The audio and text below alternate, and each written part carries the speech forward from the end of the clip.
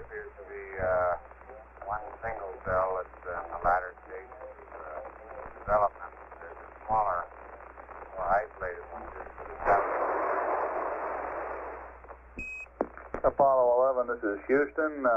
We lost you down in the noise on the comm link here about the time you were describing the single cell cloud formation over Afghanistan, Pakistan area through the section. Over. Right, it came through a lot clearer through the sections than with the monocular, and you could definitely tell it was a one single cell in the latter stages of development. It must have gone up to over 50,000 feet, though. The eastern Mediterranean is phenomenally clear. You can see all the lakes, the Dead Sea stood out quite well. Roger, what appears to be the limit of resolution through that sextant from your current position? Over.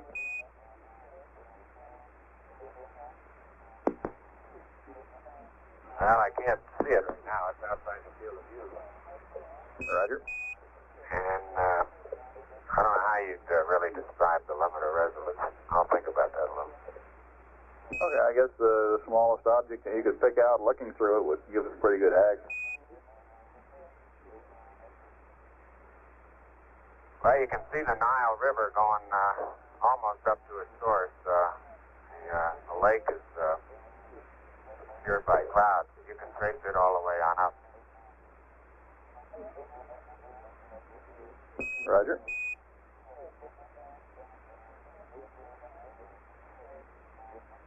I guess that's down, though, isn't it? Apollo 11, Houston.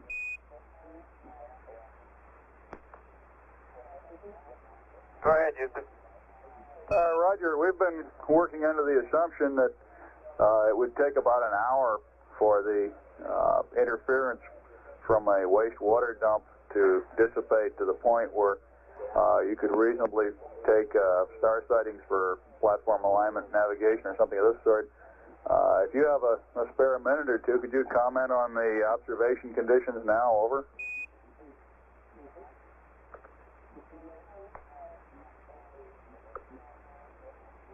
Yeah, stand by one, Bruce. Okay.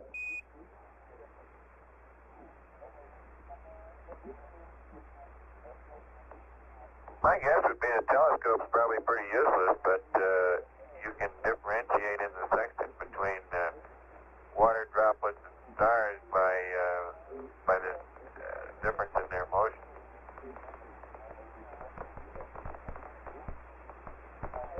Okay, Mike, and I guess that we've still got, what you're saying is we've still got a lot of water droplets visible, but you could pick them out and distinguish in the sextant there. Right, I think so. Buzz is looking through it now. Just a second. Oh, okay.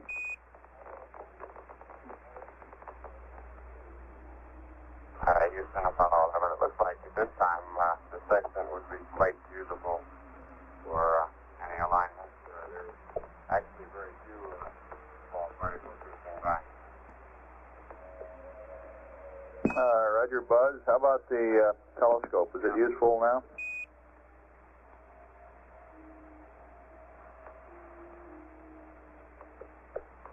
Well, it's not quite as useful. It never seems to be dependent on the position of the sun. It's got this band that seems to go across the center. I don't think it's because of the wastewater particles that it would lack its effectiveness of it. Roger, what is this band? Something that's deposited on the outside of the optics, or?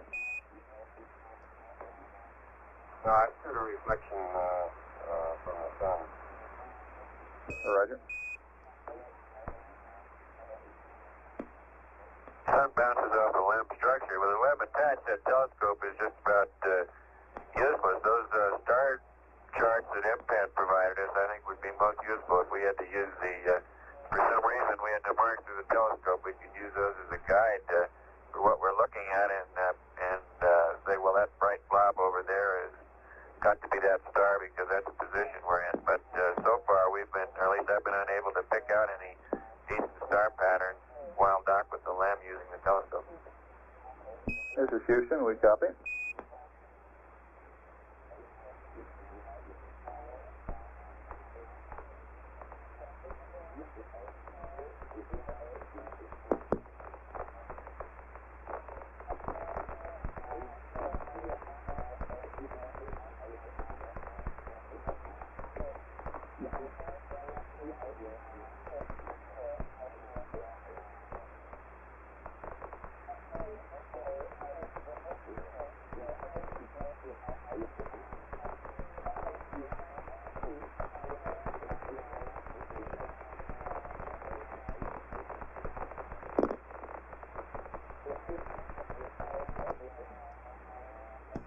No.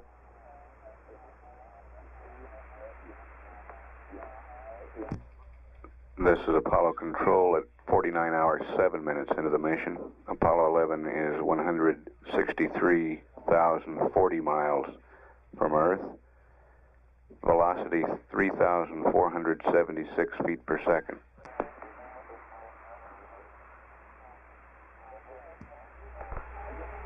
Houston, Apollo 11, over. Go ahead, Apollo 11.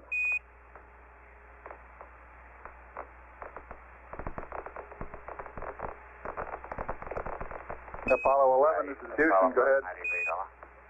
Roger, we're reading you loud and clear. Roger. Roger, you're coming back a little scratchy. It looks like our O2 flow transducer has gotten a good bit worse. I just looked at it at the last water accumulator cycle, and it just barely registered, barely crept up above point 3. Over. Roger.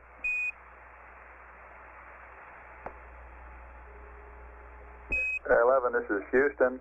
At the time of your cyclic accumulator stroking, we were on low bit rate data and consequently not receiving the O2 flow parameter. We expected what you're seeing is probably nominal.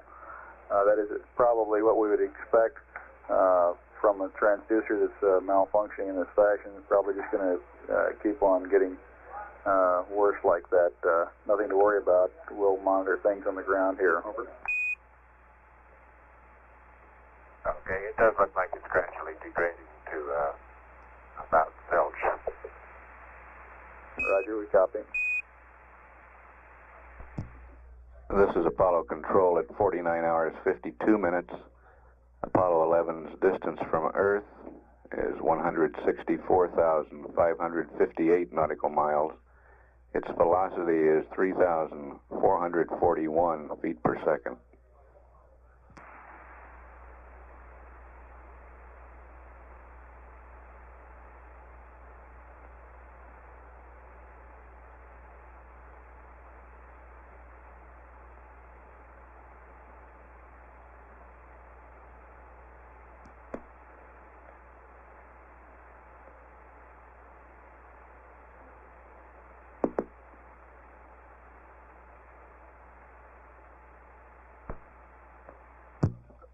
This is Apollo Control at 50 hours 16 minutes. Apollo 11 is now 165,346 nautical miles from Earth, traveling at a velocity of 3,423 feet per second. Flight controllers report all systems well within the normal range and operating very satisfactorily.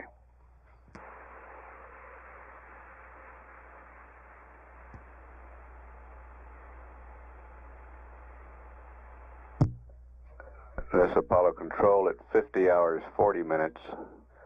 Apollo 11 is 166,135 miles from Earth. Capcom is going to take a radio check here, I think, with the crew. Apollo 11 CDR, this is Houston. Radio check, over. Roger, Houston. CDR loud and clear. Roger, we're reading you the same, out. And would you check with FAO and see where that errata sheet is? We haven't been able to locate that. Roger. I understand it's supposed to be the back page in Buzz's operations checklist.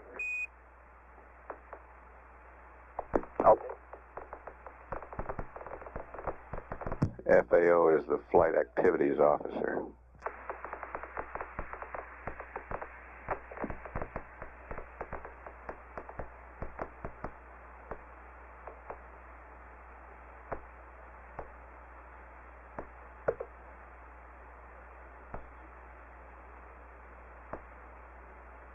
Apollo 11's velocity is 3,404 feet per second.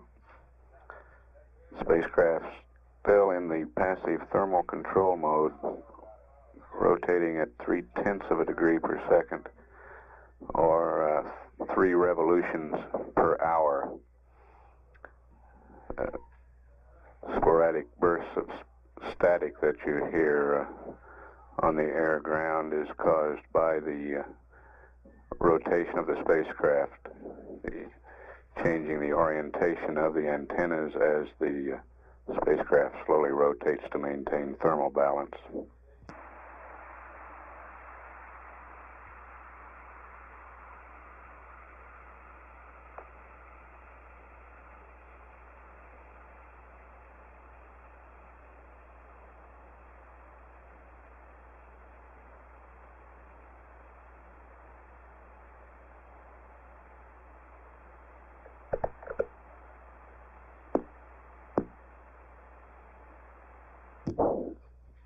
The backup lunar module pilot, Fred Hayes, is at the Capcom console with Bruce McCandless.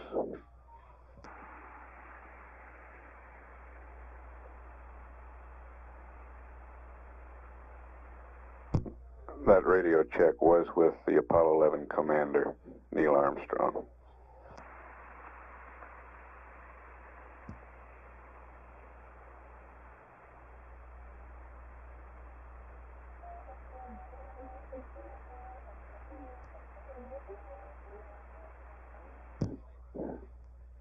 This is Apollo Control at 50 hours, 53 minutes into the mission. An important news release will be available in the Apollo News Center at 11:45 Central Daylight Time this morning. At noon, Colonel Frank Borman will be in the Building 1 auditorium at MSC for a briefing concerning the news release. Repeating, an important news release will be available at 11:45 a.m. Central Daylight Time in the Apollo News Center at MSC.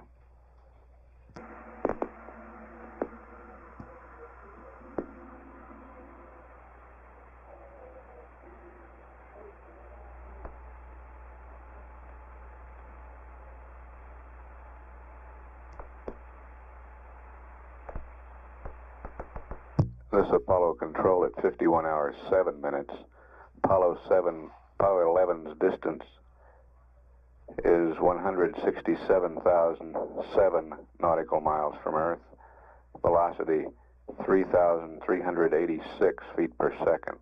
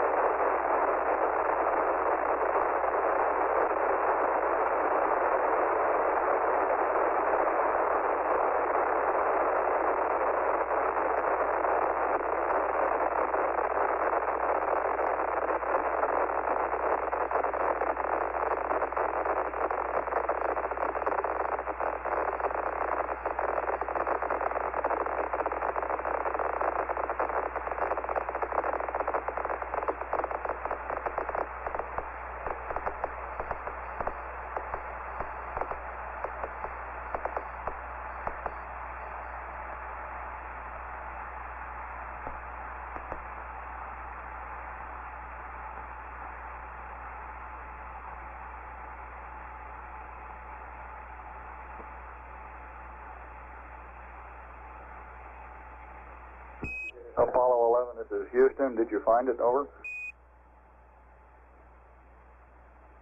Roger, we found it. Roger. And see, you're in Pooh. If you can give us accept, we'll uplink a new state vector to you and update the CMC clock. Over. Okay, you got it. Roger.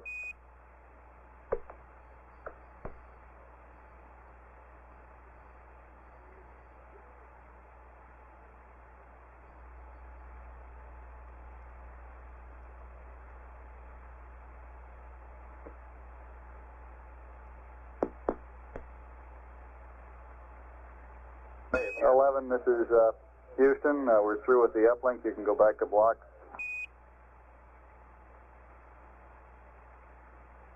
Roger, back to block.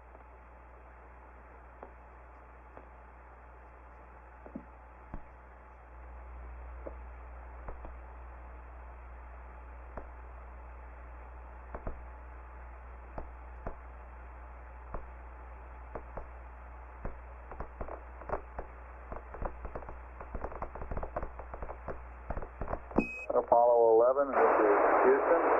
We would like to terminate the charge on battery B at GET of 5130. Over.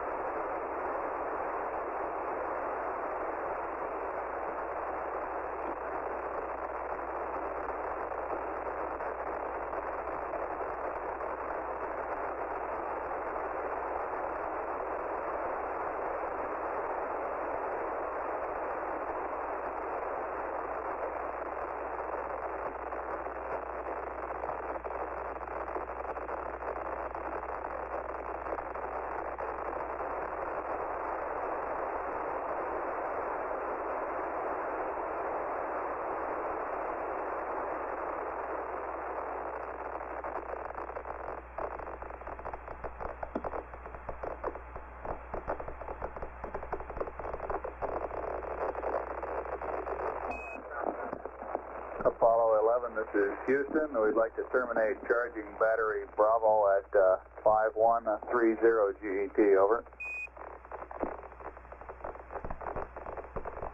Roger, terminate charging battery Bravo 5130. Roger, out.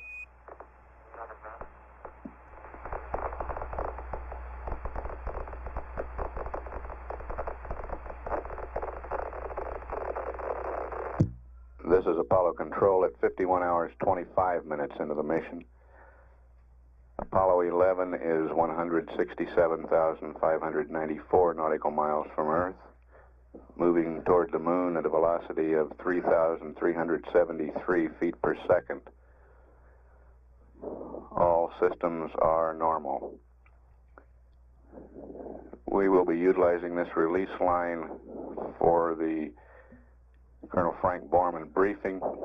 During that briefing, we will tape any air-to-ground transmissions and play them back after the briefing.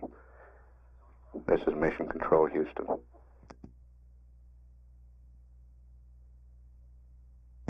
This is Apollo Control at 51 hours 58 minutes into the mission. Apollo 11 is 168,658 nautical miles from Earth, traveling at a velocity of 3,349 feet per second. We have 30 seconds of air-ground conversation taped during the news briefing. We'll play that for you now. 11, this is Houston. We show you terminating battery B charge. Over.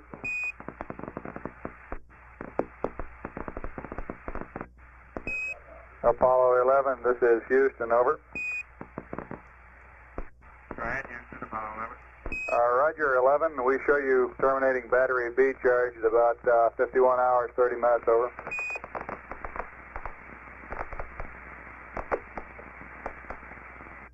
Okay. Roger, out. I went to.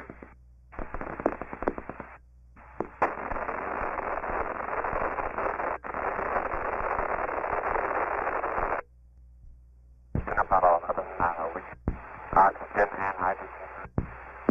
11, this is Houston. Say again, both what on, over?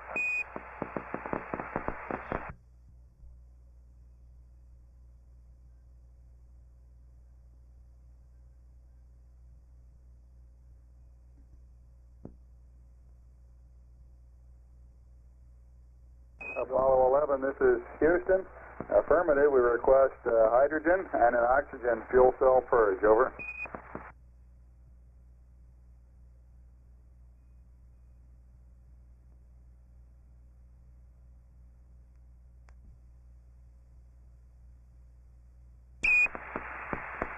Okay, any preference which first? Negative, as long as...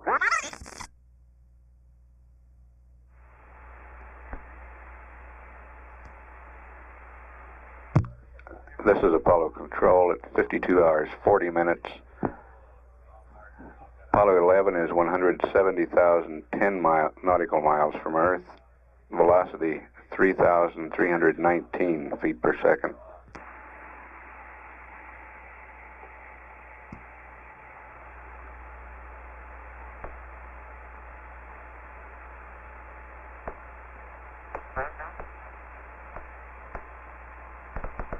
Houston, Apollo 11, over.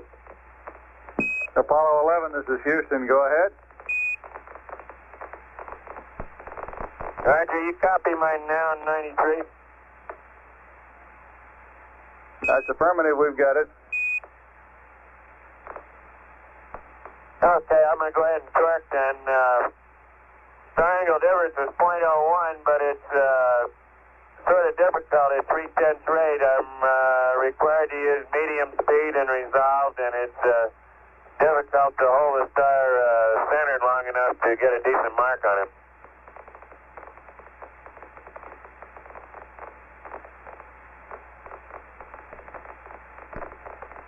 Roger, we copy, and they look okay to us. Right.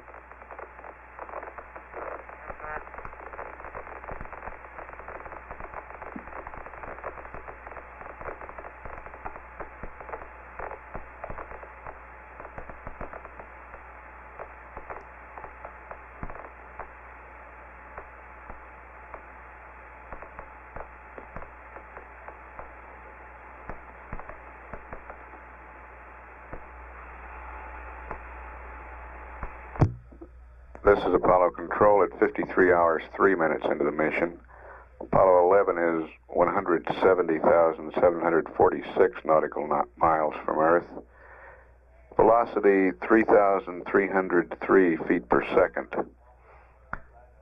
Crew is now in the process of realigning the spacecraft's inertial platform.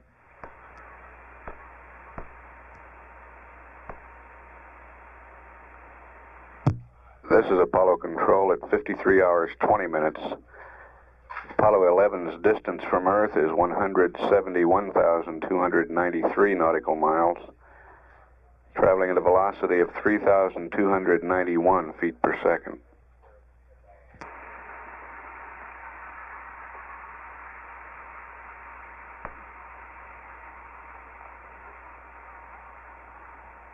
Spacecraft weight is 96,068 pounds.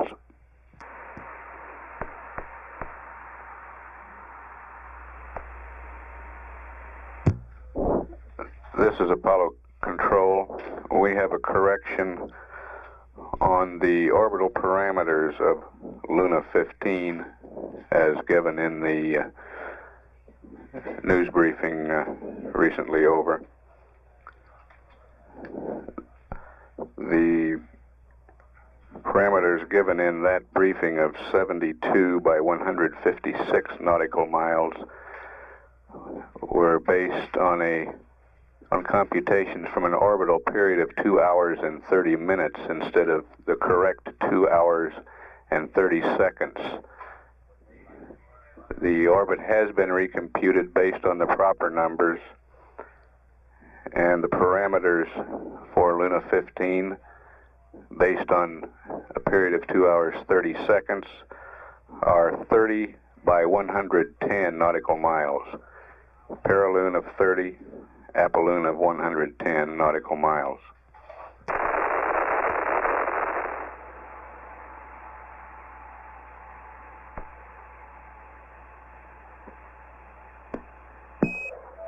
Apollo 11, this is Houston, over. Go ahead, Houston. Roger, I've got the morning news here if you're interested, over.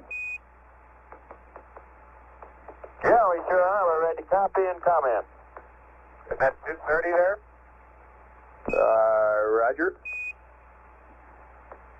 Copy and comment. Okay, Oh, okay. Here we go. The interest in the flight of Apollo 11 continues at a high level, but a competing interest in the Houston area is the easing of watering rules. Mayor Louis Welch promises a lifting of lawn watering restrictions if the rains continue. Friday is partly cloudy and there is a 30% chance of thunder showers in the afternoon. In Washington, D.C., the Senate Finance Committee approved the extension of the income tax surtax, but a Senate vote on the bill. You cut out, Houston. You cut out. Roger, where do you hold me cutting out, over? Houston, Apollo 11. Apollo 11, Houston, over.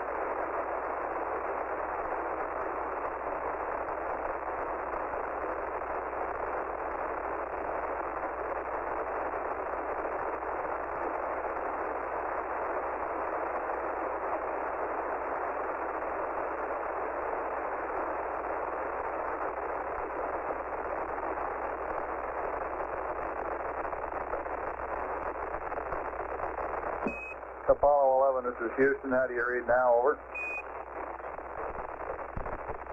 Not clear. Go ahead. All right. After these rains in Houston. Roger. In Washington, the Senate Finance Committee has approved extension of the income tax surtax, but a Senate vote on the bill currently seems remote.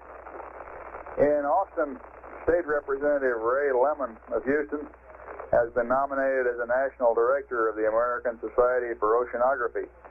Lemon has proposed a study of the possibility of establishing an Institute of Oceanography in Texas. This would be the first such institute on the western Gulf of Mexico. In Minneapolis, Minnesota, the Weather Bureau, after recapping today's weather showing a high of 88 and a low of 72, has noted snowfall, none. From St. Petersburg, Florida, Comes a radio report from the Norwegian explorer Thor Heyerdahl, which said that the crew of his papyrus boat, the Ra, will sail into Bridgetown, Barbados, despite damage from heavy seas. The crew, however, will sleep on an escort vessel.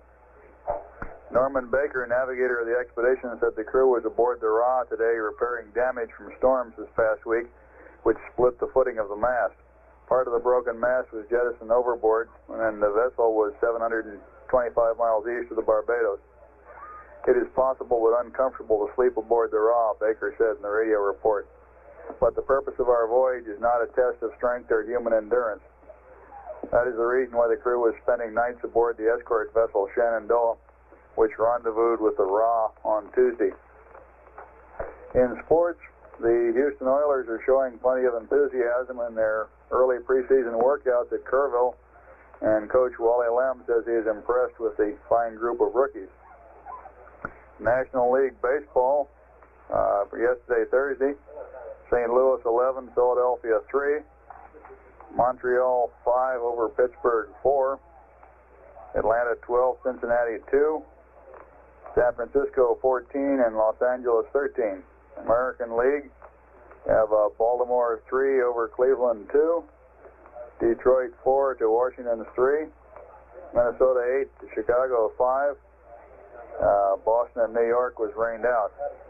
And in Corby, England, an Irishman, John Coyle, has won the World Porridge Eating Championship by consuming 23 bowls of instant oatmeal in a 10-minute time limit from a field of 35 other competitors. Over.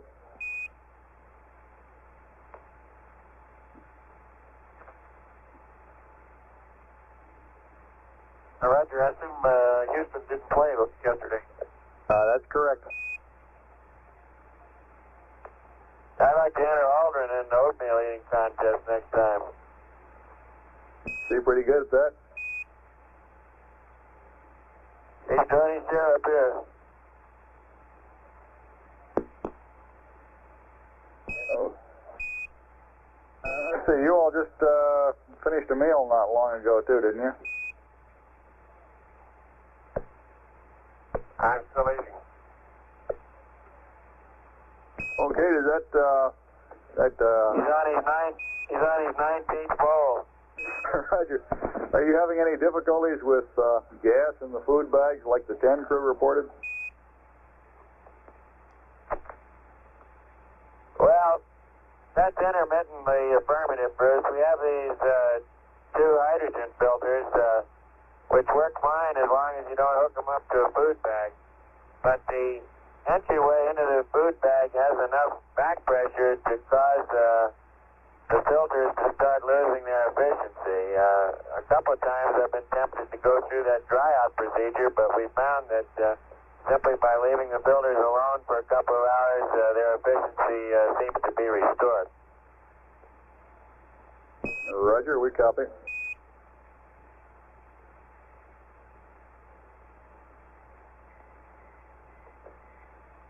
Their efficiency ranges everywhere from darn near perfect to terrible, just depending on the individual characteristics of the food bag we're putting to them. Some of the food bags are so crimped near the entryway that there's no way we can work them loose to prevent back pressure. Roger.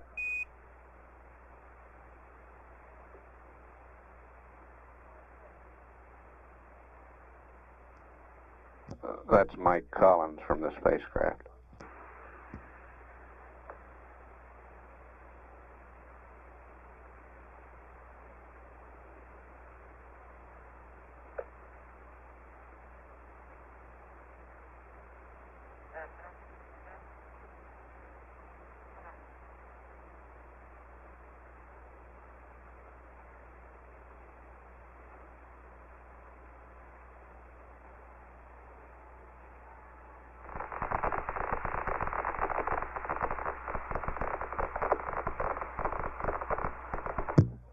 This is Apollo Control at 54 hours 6 minutes. Apollo 11's distance from Earth now is 172,748 nautical miles, traveling at a velocity of 3,260 feet per second.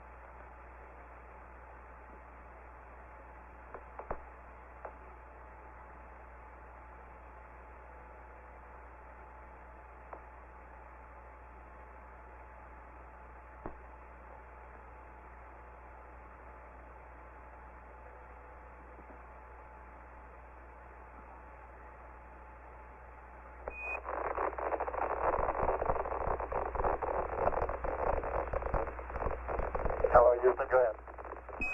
Roger 11, as you've probably noticed, your coning angle in the PTC mode is increased substantially as a result of the wastewater dump, the fuel cell purge, and natural coupling. So it looks like we're going to have to terminate PTC here in a little while.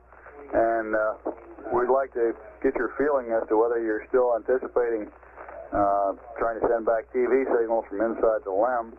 And if so, we'll try to provide an attitude that you can hold that'll give us high gain antenna lock on the Earth during the TV and LEM activation period. Over.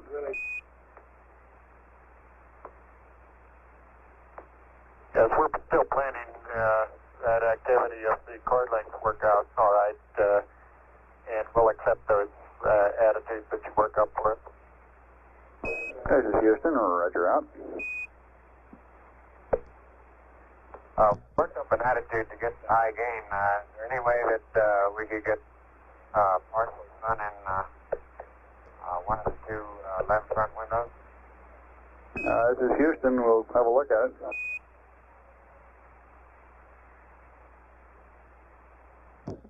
That was Neil Armstrong confirming they will attempt TV at approximately an elapsed time of 56 hours, 20 minutes. And then the question was by Buzz Aldrin.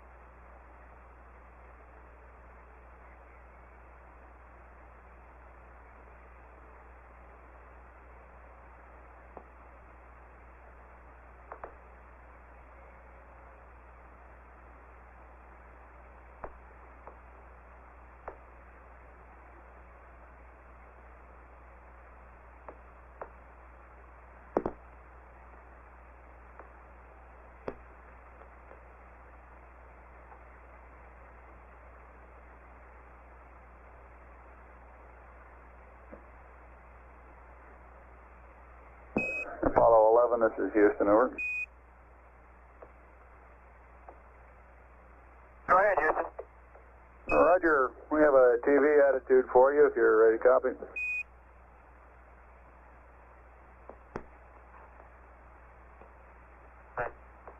Go ahead, ready to copy. Okay, we recommend stopping PTC at GET of 544500, and this should put you at just about the right roll angle. The attitude we recommend is roll 263, pitch 090, yaw 000. This gives you the Earth out of window number 1 in the command module, and places the high gain antenna and the CSM window for TV at your convenience. You will also have the sun shining in or shining at the hatch on the LEM, and if you take down the window shade, you should get some sunlight in. We're recommending wide deadband. Over.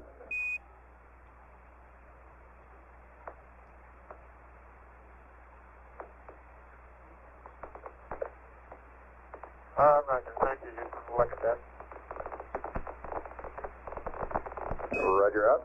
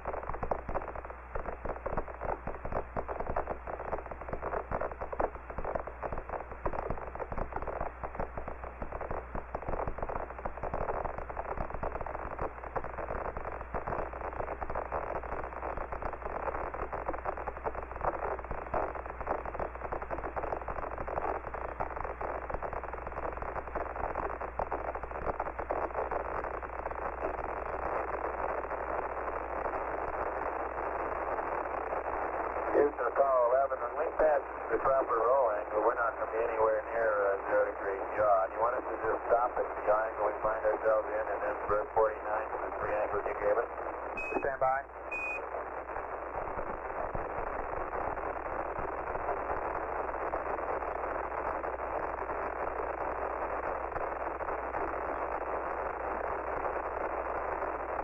Hello, Apollo 11, Houston. We'd like you to stop at the proper roll angle, then to avert 49 to the roll and pitch, over. Or correction, roll and yaw.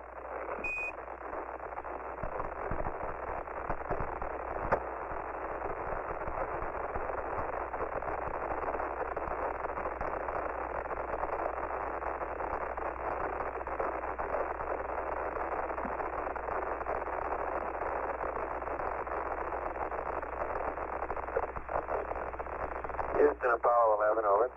Go ahead, 11, over.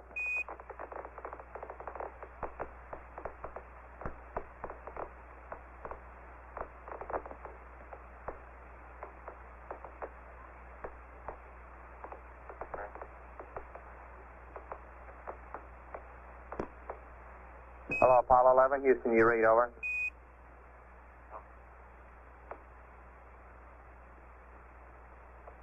Houston, Apollo 11, over. Roger, 11. Do you read me, over?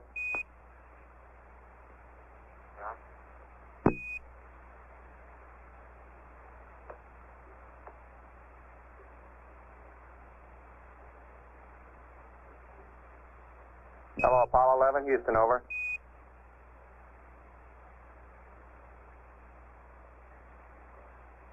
Stand by, Charlie. We're going to come out of PTC here at 263 roll and then do a burp 49 to the recommended attitude. That sounds fine to us, over.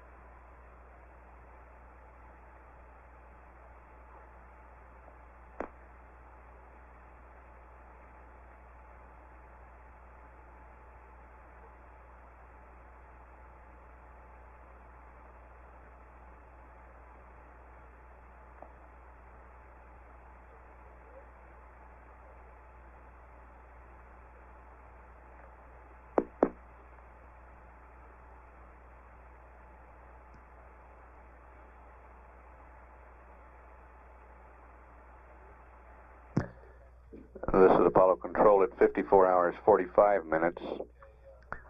Apollo 11 is 173,997 nautical miles from Earth.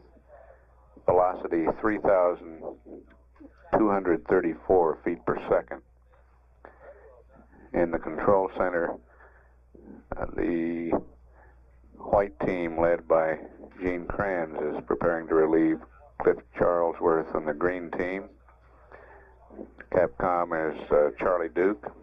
We're estimating the change of shift news conference for 4 p.m.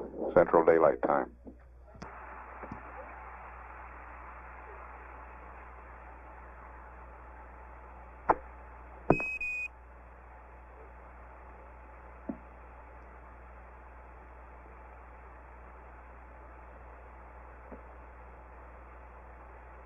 Hello, Apollo 11, Houston. Before you open the pressure equalization valve, we'd like to LM CM Delta T, over. Okay, let me check it again. It was about 155. Roger. I read it 158 right now, Charlie. Roger, thank you much.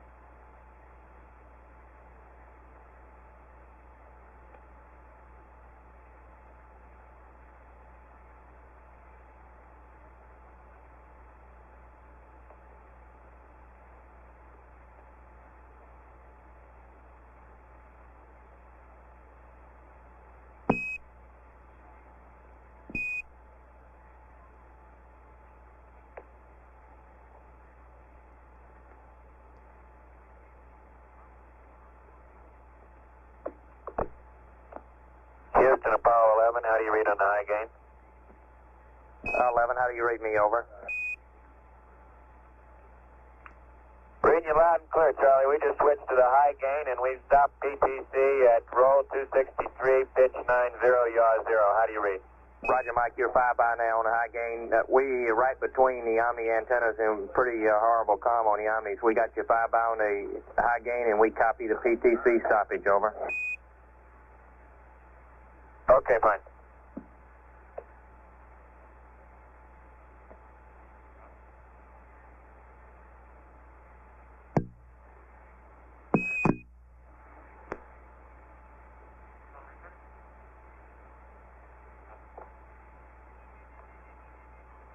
Houston, we're going to open the direct O2 valve and start pumping up the cabin. Roger, copy.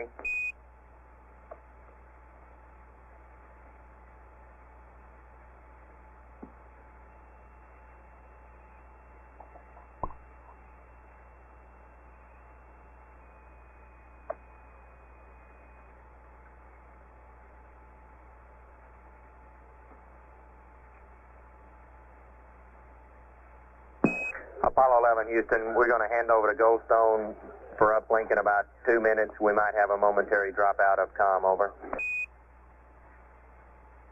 All righty. Can you hear our master alarm in the background? That's O2 flow high coming through this amplifier.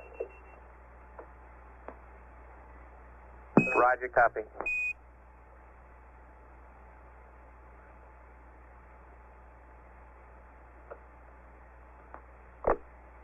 That photoelectric cell is a good device. It's worked very well.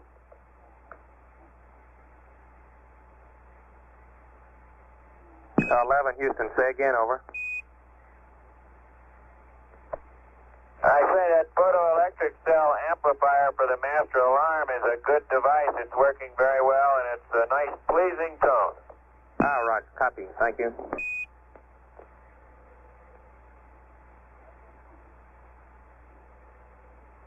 Makes you almost glad to get master alarm.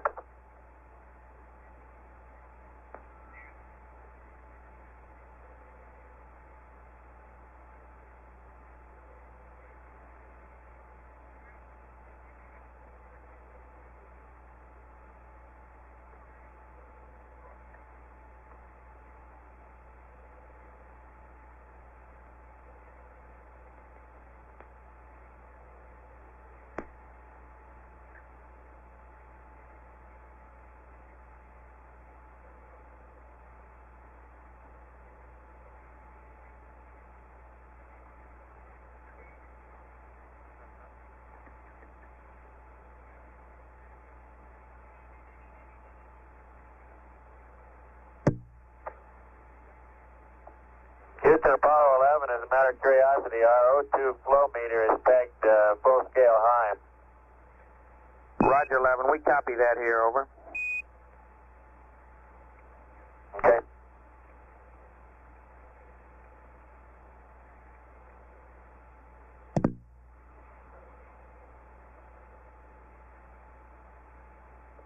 So that transducer is working somewhat.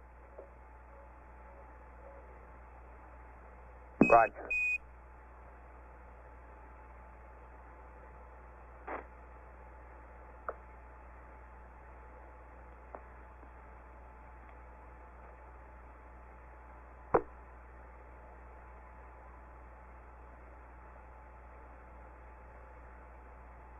Houston, we'd like to try to attempt to correlate your O2 flow in transducer with the flow valve that you got open. How far open would you say you have the repress O2, over? Correction to direct O2. Stand by, Charlie.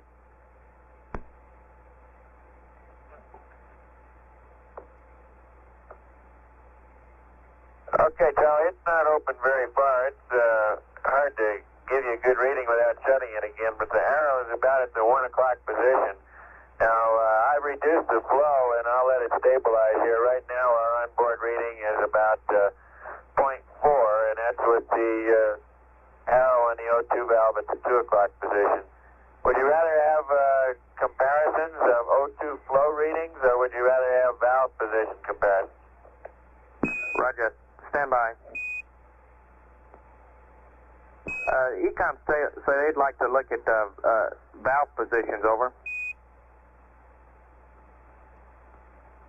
Okay, well, we're holding steady now at 0.3 of a pound per hour, and our cabin pressure is about 5.4.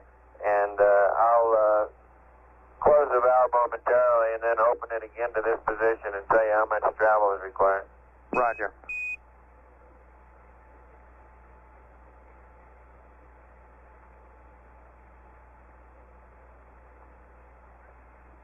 It's about 30 degrees of travel, Charlie, from the closed position, which is with the arrow pointing at about 3 to 3:30, 4 o'clock. Roger.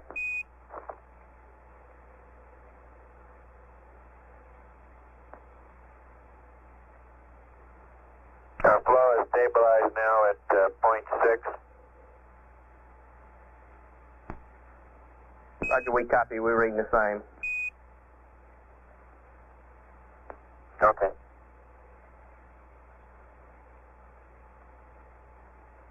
Yeah, holding it back to the 1 o'clock position. Right.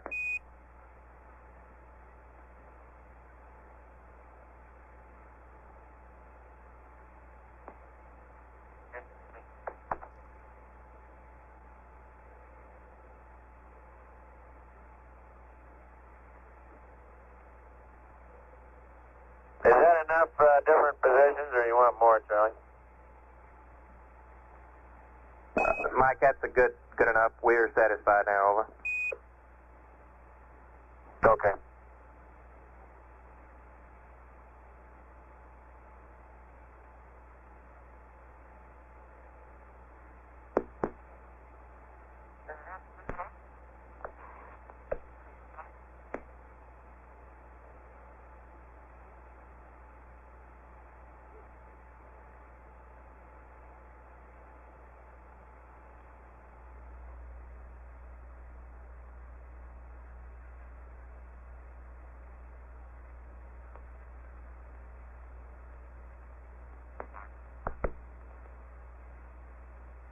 Houston, Apollo 11, we've terminated direct O2. Our cabin pressure is 5.7, and as a matter of curiosity, when we turn the direct O2 valve off, we get a master alarm just like they did in the spacecraft testing. Roger. 11, Houston, we have a little update for you. When you go into the limb, we'd like you to unstow and bring back to the command module the following items, over. Ready to copy. Roger, we'd like you to pick up out of the flight data file, the surface checklist, the mission rules no-go card, the DIP app RCS limit cue card, over.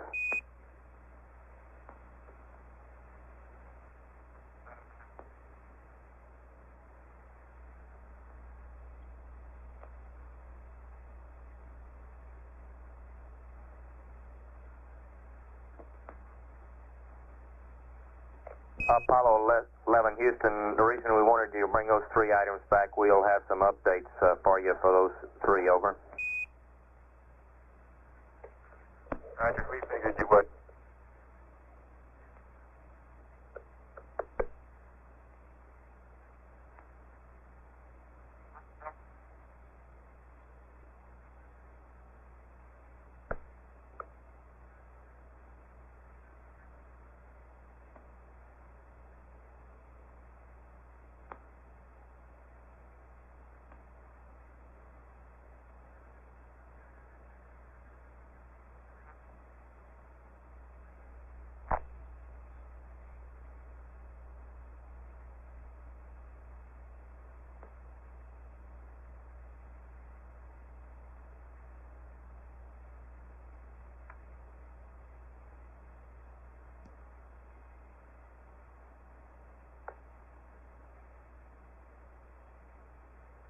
This is Apollo Control at 55 hours, 10 minutes. Our network controller has just advised that we are receiving live television at Goldstone. We would presume this is a test of the system similar to what we received from the crew yesterday. What time The crew is planning to send television from the lunar module when they ingress. Stand by, here's a call to the crew. Flight configured here at Houston. Further transmission will be up in a couple of minutes, over.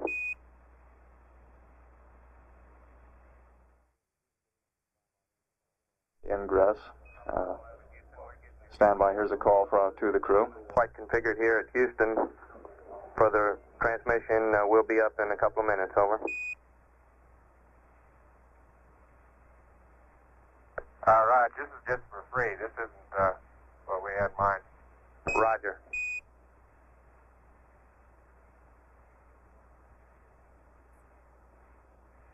That was Capcom Charlie Duke advising the crew that we're not quite prepared for television reception at this time. You heard Mike Collins respond that this one's for free.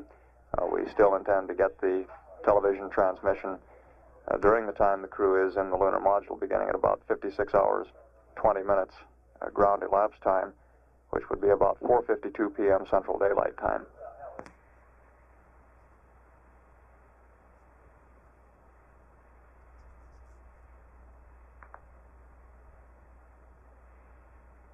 We are getting a black and white television picture in the control center at this time, and we should have that in color by now. An interior view of the command module looking up into the LEM hatch, CSM LEM hatch area. We can't quite make out which crewman we're seeing up in the tunnel working with the probe and drogue assembly.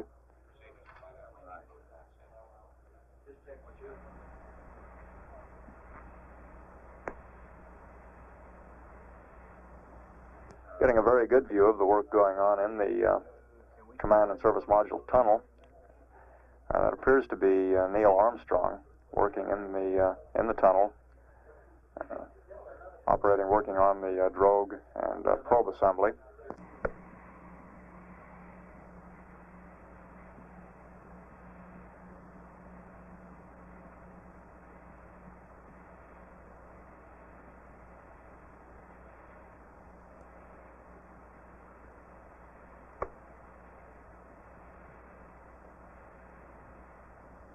This extremely sharp, clear picture is coming to us from about 175,000 miles distance from Earth, presently about 48,000 miles from the Moon.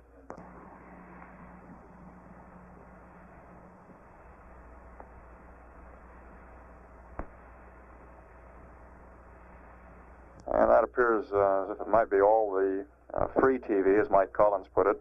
Forgetting we do expect to get the television transmission from the time the crew is in the lunar module. And that period of activity is scheduled to begin at about 56 hours, 20 minutes with the ingress to the lunar module. Now we are starting to get a picture back again, losing lock momentarily, and now we have it back again.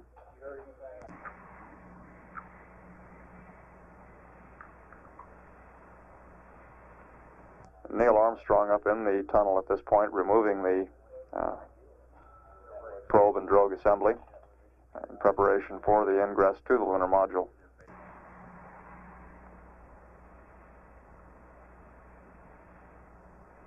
Our network controller just reported that this television is coming to us on the 210-foot dish antenna at Goldstone, California.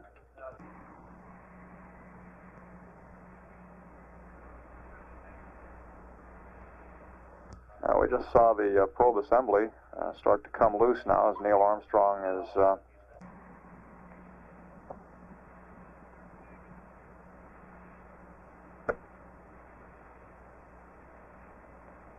Apollo 11, Houston, it's a pretty good show here. Looks like you almost got the probe out.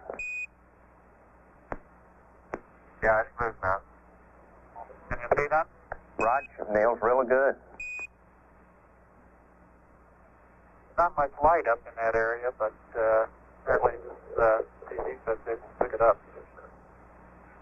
There are some bright spots shining on the probe, apparently sun shafting on it, that just gives just about enough for us to make it out, over.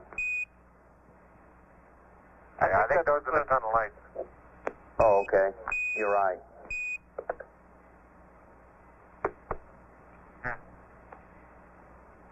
Okay, it's loose now, coming down. Roger.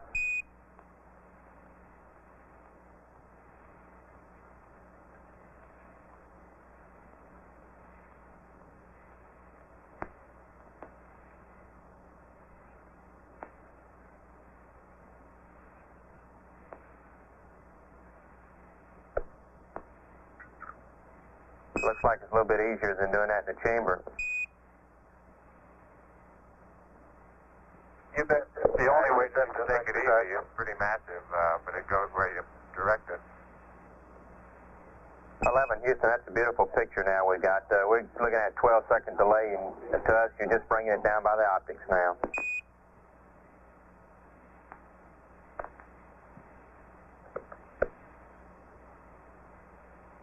Mike must have done a smooth job in that docket. There isn't a dent or a mark on the probe. Raj.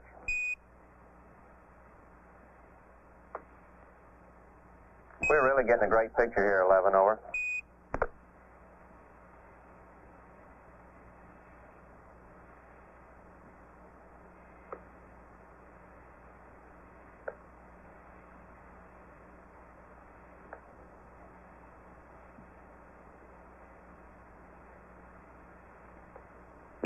Houston, with a 12-foot cable, we estimate you should have about 5 to 6 feet excess when you get the camera into the limb, over. Roger. We can see the probe now. A correction, the drogue. Roger.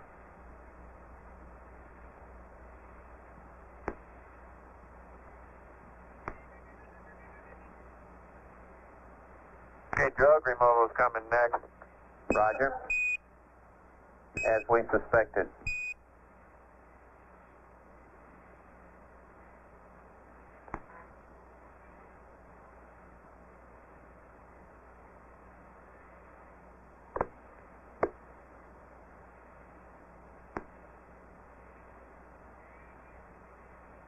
Once removal of the drogue is completed, they will have access to the LEM hatch and be able to go into the tunnel.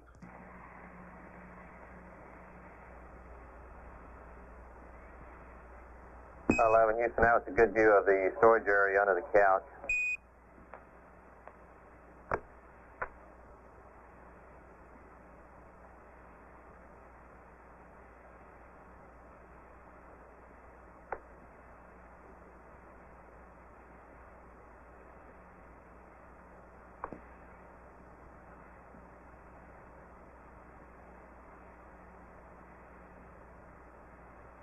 Houston, looks like it's pretty crowded in there with that drogue, over. Oh, it's not really bad. This TV cable is getting in the way.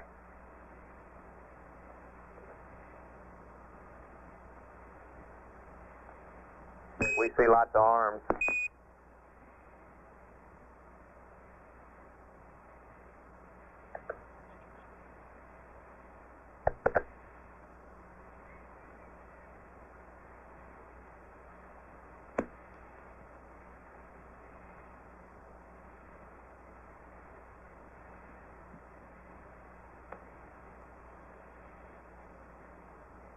The only problem, Charlie, is these TV stagehands don't know where they stand. Well, he doesn't really have a union card there. We can't really complain too much, I guess.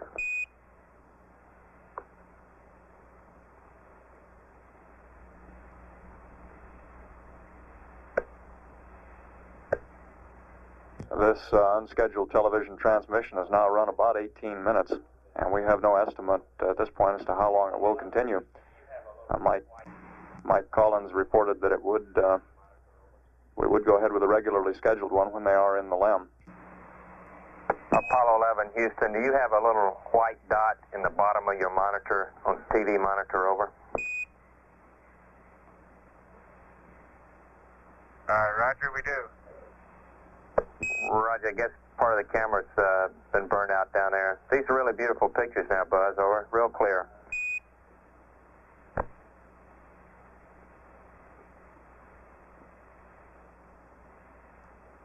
Okay, we might have got just a little bit of sun in there. Is it just one small white dot? That's affirmative.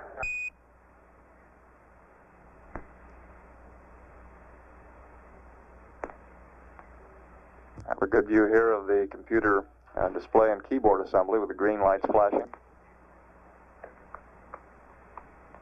We've been up in the tunnel checking the roll angle, Charlie, and it's 2.05 degrees. Roger, copy. 2.05 on the roll cal. And that's a plus. Roger, plus.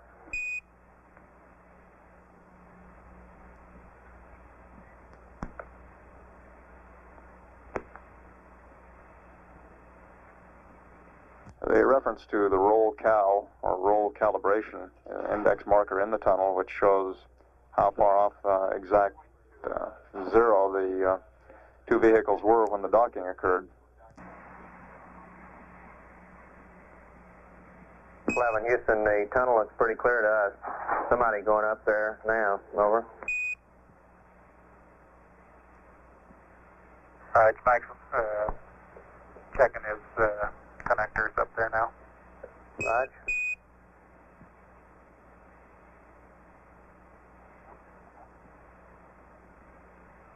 Houston, the lighting up in there looks very good to us at this time. Over.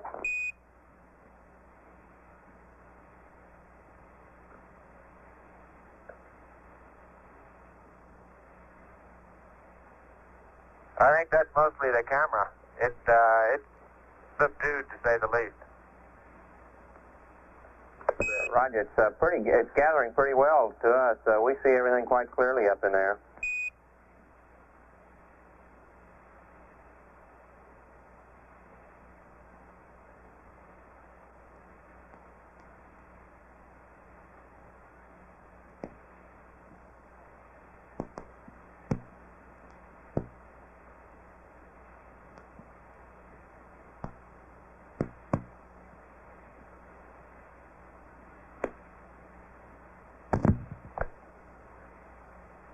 No, the docking latches look good today, just like they did yesterday. Everything up in there looks just fine.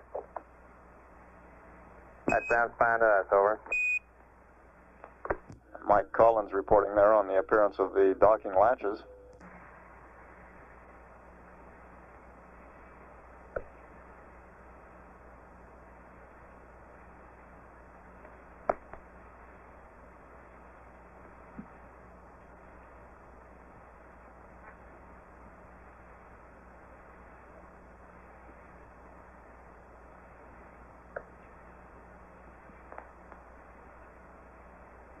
Houston, we can even read the decals up there on the limb hatch.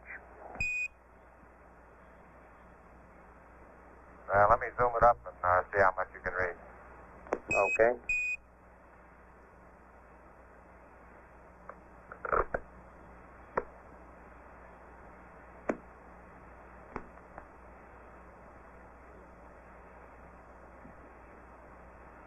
We can see the limb umbilical connection quite well there, Buzz.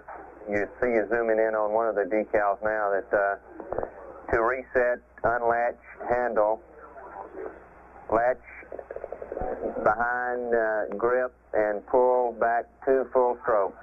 That's about all we can make out. You get an A+. Thank you very much, sir. At least I passed my eye test.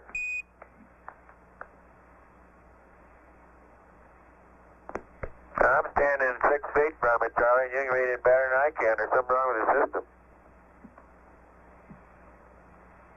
Roger.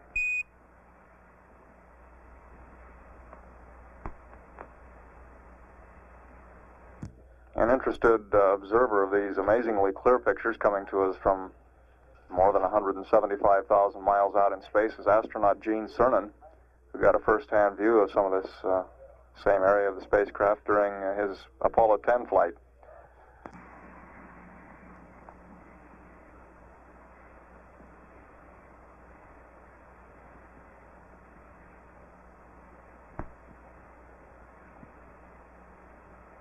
A real good view of the limb hatch handle there. 11 over. Roger.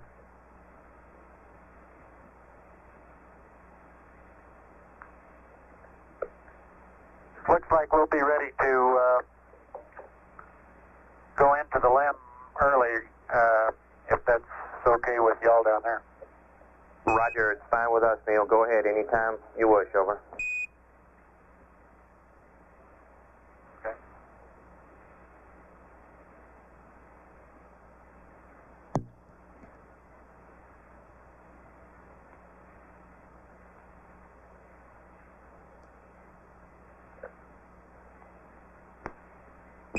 Houston, the white spot you see on your monitor, our TV people say it is a burn spot, but they expect it to dissipate after a couple hours, over.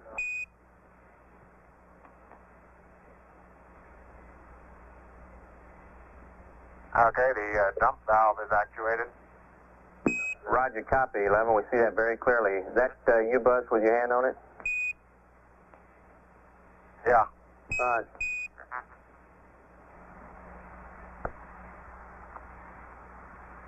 Houston, we're really amazed at the quality of the picture up in the tunnel. It's really superb, over.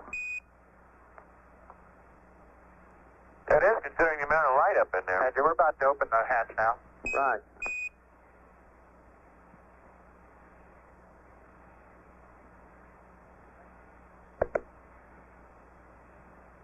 There's that same guy that when you open up the doorway, he's waiting there for you and he turns the lights on. How about that? It's like the refrigerator.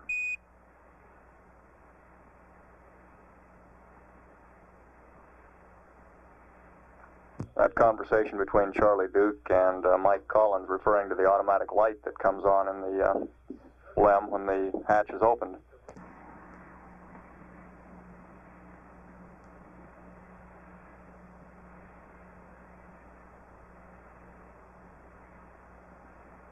Buzz, the view in through by your left shoulder there is good. We can see the acid engine cover, the Velcro on it, and that's about all we can make out right now.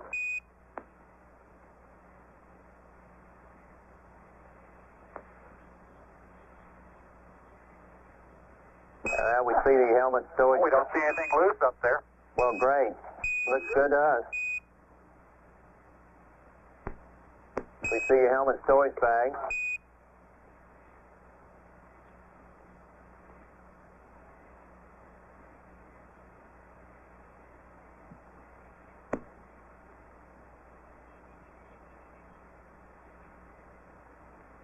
And 11 Houston, we got a view of the plinth there off the right of our screen.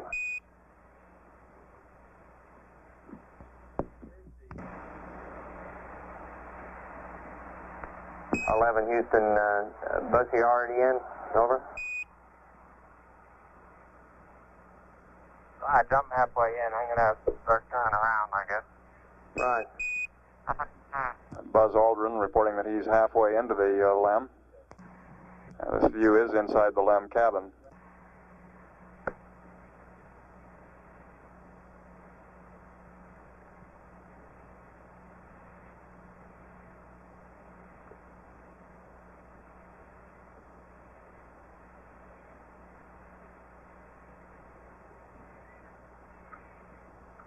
Apollo 11, Houston, we'd like you to read out the LCG reservoir site level, over.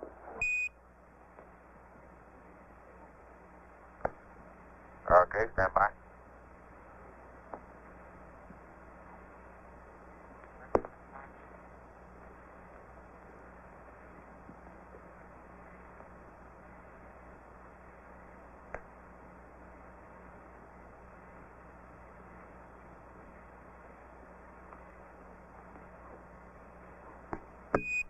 At 11, we have a good view of the window there.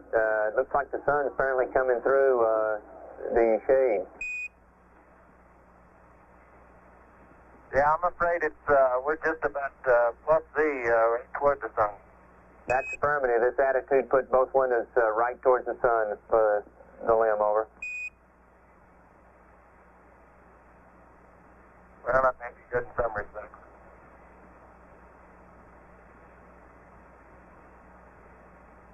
We had a view, Buzz, of the utility light cord. Sure, you've Now, let me show you a view looking the other way. Right. And we see right now a utility light or either a floodlight up there. I think now I see the utility light still in the storage bay. Hey, that's a great shot right there. We see you in there. Guess that's Neil and Mike. Better be, anyway.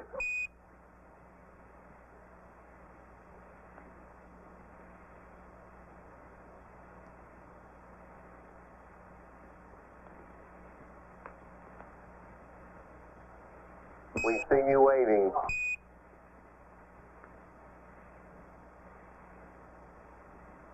Buzz Aldrin has apparently carried the camera into the LEM with him, showing as Neil Armstrong and Mike Collins back in the CSM. 11, Houston, that's really a beautiful shot.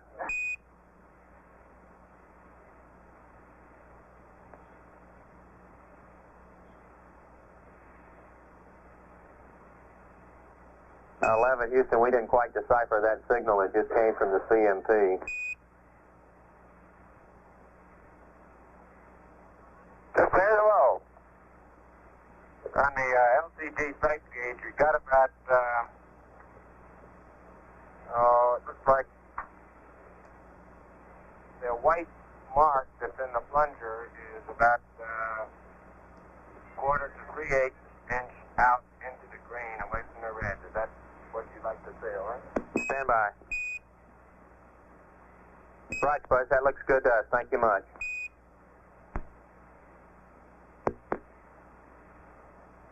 It is the white index, is it not, that you're interested in comparing whether it's in the red or green? Stand by.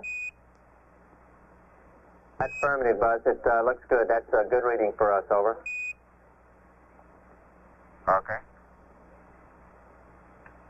We had a shot a moment ago of the suit disconnect valve.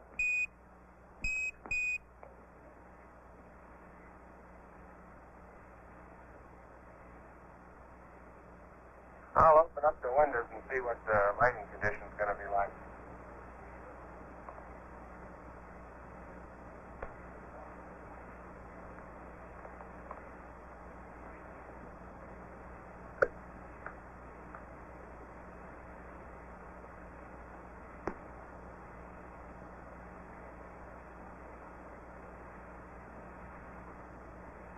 Houston, that's a real good view. We have the AOT. You're back now, Buzz, and notice you're taking down one of the window shades, over. The light is superb. Yeah, how's the sun coming in?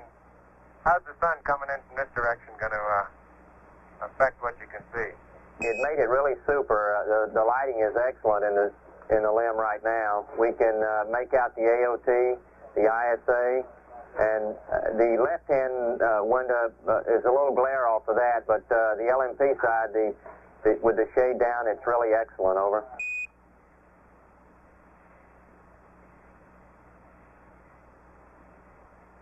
Well, I'm turned around. Why, I took the shade off my side first. Roger, we copy. The light level for the TV is really excellent, over.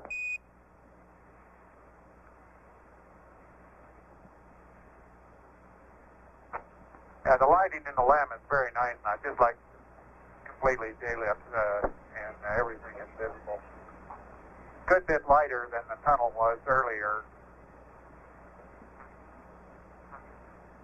Roger, we got a good view now, Neil, of the DETA and also Buzz's ACA.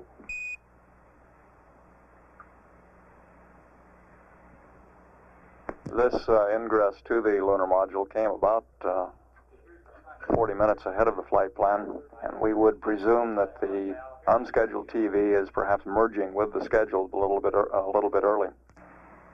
Everything seems to be in place down there.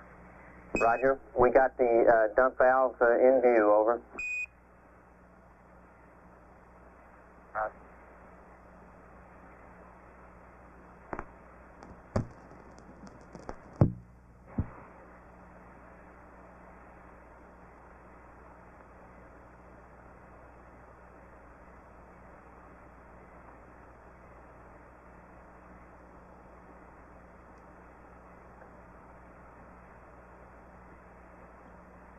11 Houston, we see you removing the ISA now, holding it up, putting it up by the AOT. The instrument panels are coming into view behind. Yeah, I think it'd probably be best since we've got an SPS burn to put it back over the instrument panel instead of putting it up over the splits on the recharge station. Would you care to comment on that one? We could do either just as easily. Stand by, we'll have an answer for you momentarily. 11 Houston, it's really a super shot of the main display.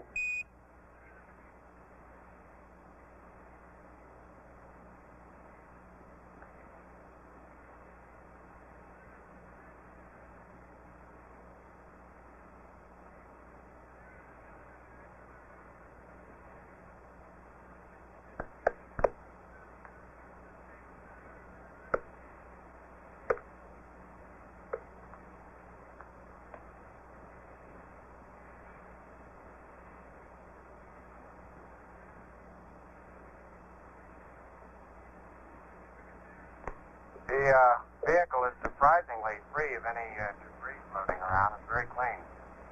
Roger.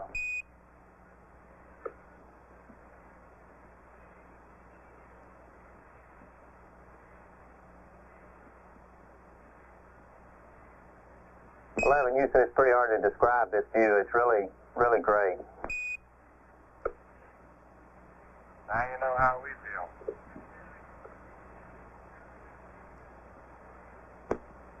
Okay, Neil's OPS is about 5800. Copy. And mine's about 5800 also. Copy.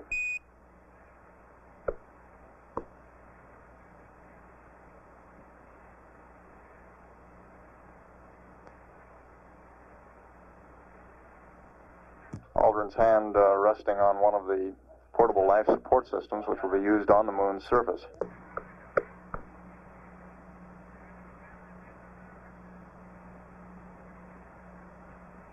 Houston, that's a good shot of Neil's cliff there. Over.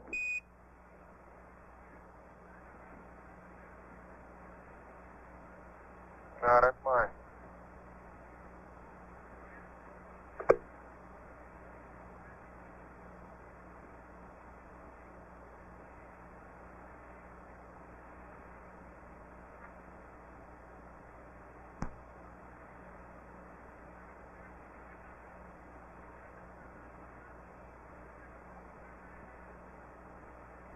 Houston, that moment ago, we had a good shot of your bliss buzz and the two helmet storage bags, and now behind your left shoulder buzz, we have the Disky and the ACA.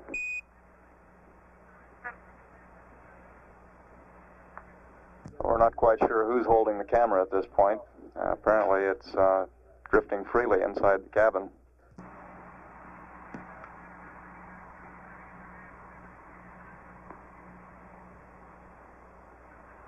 Or more likely attached to some convenient point within the LEM cabin.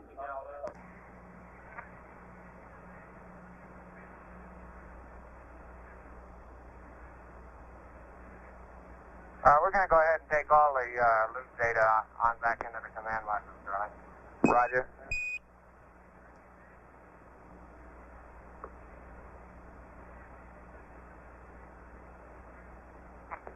This television transmission has now been running about 42 minutes.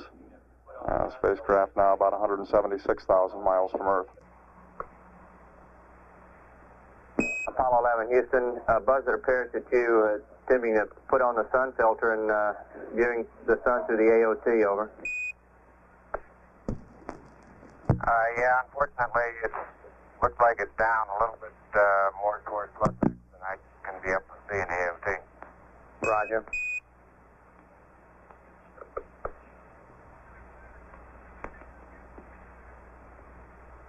Well, I got a beautiful view of the side of the command module out of the AOT, looking in the left rear detent. Right. I can see the hatch and all the EVA handrails. First time we've seen the silvery outside of the command module.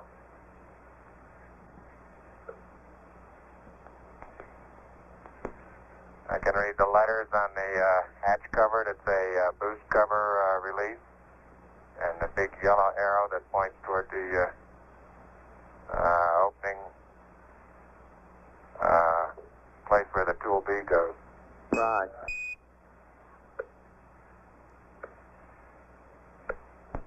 Great shot now, back down into the...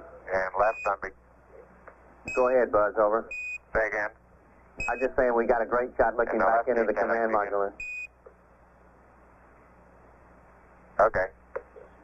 Yeah, on the left detent I can see the AO, the rendezvous radar.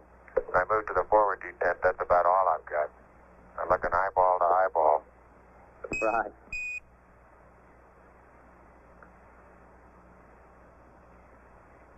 Neil Armstrong has apparently been holding the camera, looking back down through the tunnel, and it appears now that he's handed the camera to Buzz Aldrin. This view still looking back through the tunnel. We see Mike Collins in the background there.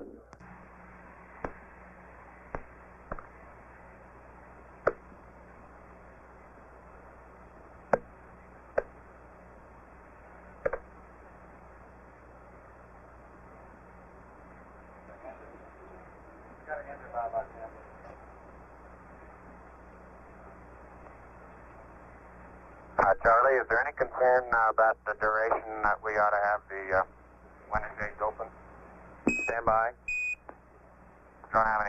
We don't have any circulation in here, and might get a little on the warm side. Right.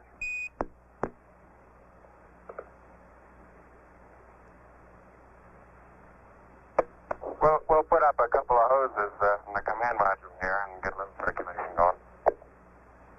Sound like a good idea, over.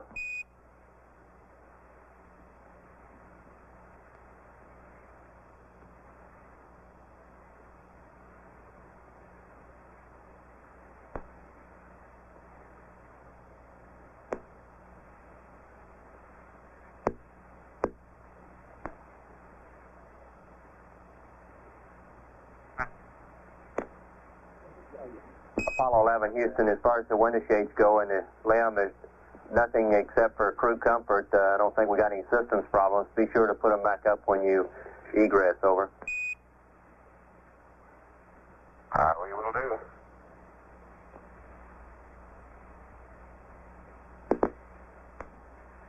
Charlie, I'll give you a view out of the overhead window back looking at the command module right-hand rendezvous window. Roger.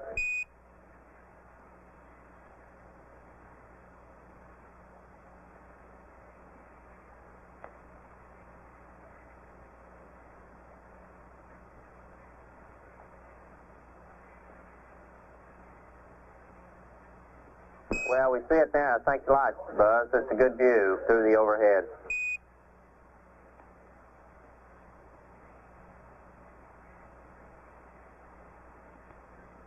One washer on...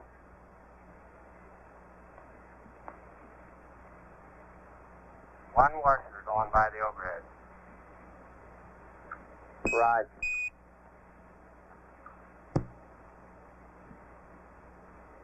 There we go. We got it now.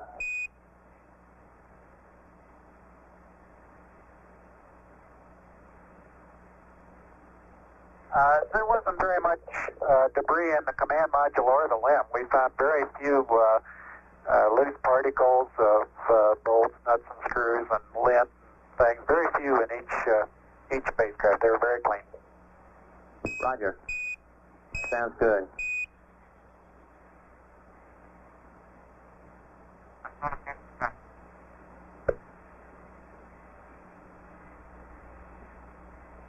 Houston, we have a good view out of the rendezvous, correction, the overhead window of the LEM. We don't see anybody staring back at us, though, over.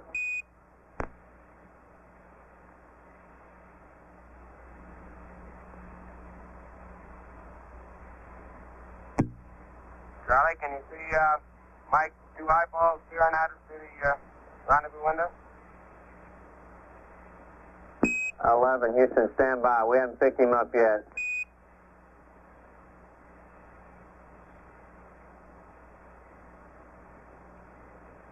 You're looking through a lot of layers of glass.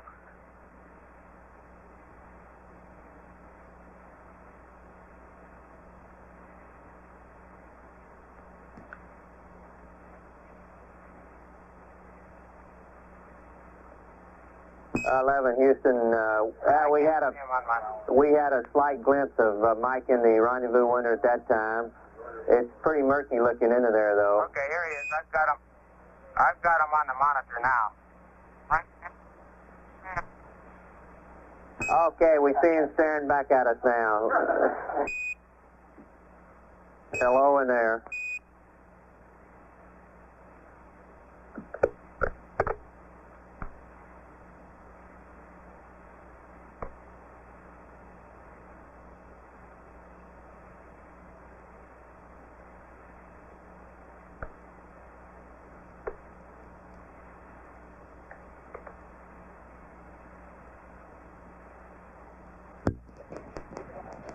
Apollo 11, Houston, our recommendation for the ISA is to stow it back over the instrument panel, over.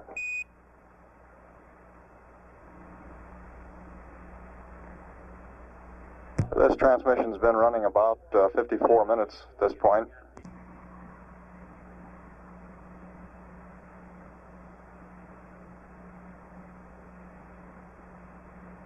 11 Houston, we can make out the markings on the panel. We read System A, SN fuel, SN oxidizer, Quad 1, Quad 4.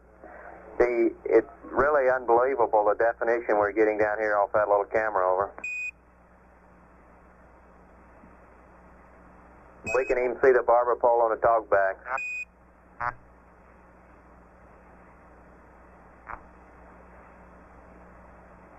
We can read the markings on the instruments for the glycol pressure, quantity, PCO2.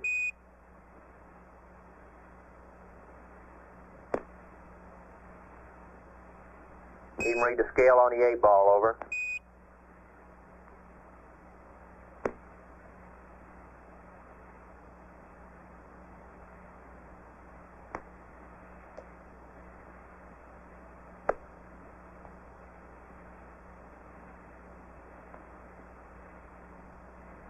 Houston, we see the cross-feed barber pole, and we had the Velcro patches back up to the RCS systems now. We can see the markings on the meters, green and red bands, in limits.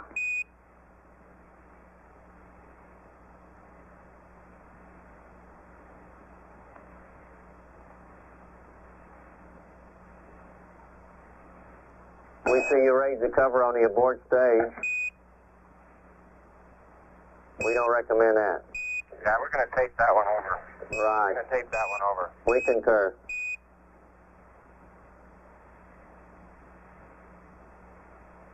The restraints in here do a pretty good job of pulling my pants down.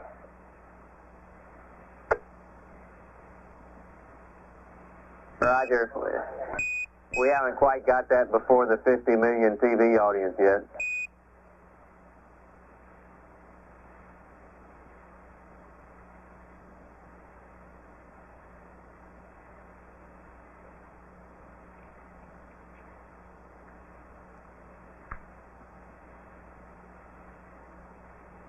L11 Houston, that's a good view of the 8-ball. We see you can even read the off flag there.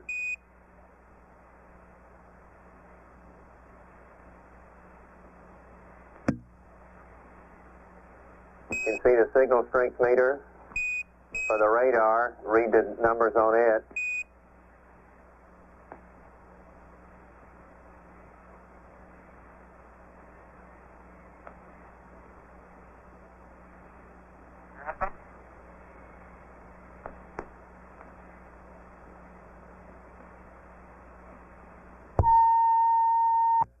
At this point, we've had to take the color down momentarily. We've run out of tape on the color conversion recorder.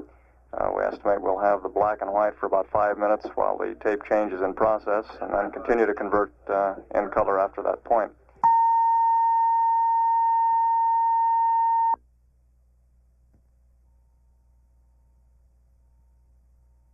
To Lem Power. Roger, stand by. We'll have an answer.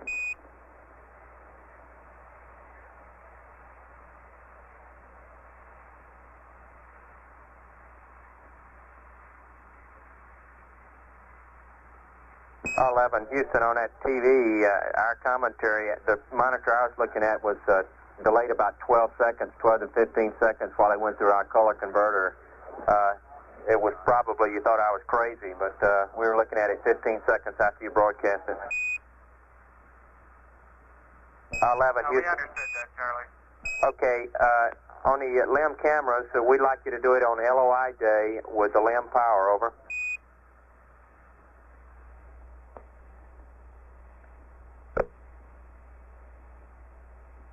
The black and white view that you're seeing now is the unconverted color picture as it comes down from the spacecraft. The flicker, of course, is taken out in the conversion process. And we've now been receiving television pictures from the spacecraft for about 1 hour. Check my stowage packet. It's got a 16mm camera in it, and it's got this little cylinder, and I guess I don't understand what it is. Maybe you can tell us. Roger, stand by. We can't figure it out either.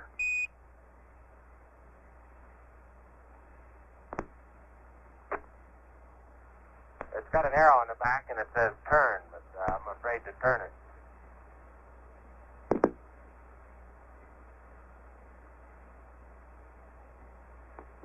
11, your friendly geologist says it's the camera crank, for the 16 sequence camera if it jams, over. Oh, very well. Thank you.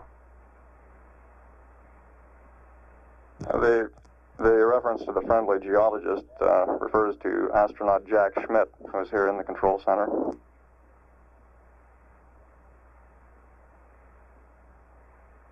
There's that word again, ancillary stowage container. Roger.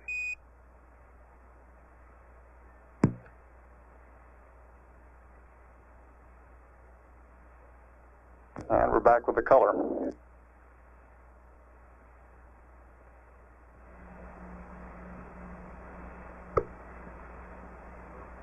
The shades didn't quite hack it there, Buzz, over.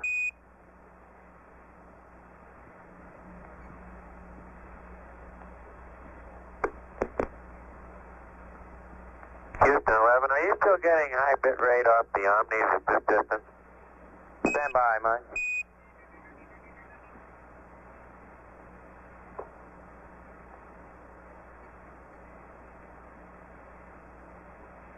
Apollo 11, Houston, about 50% of the time we're getting high bit rate off the Omnis when you're in PTC, over.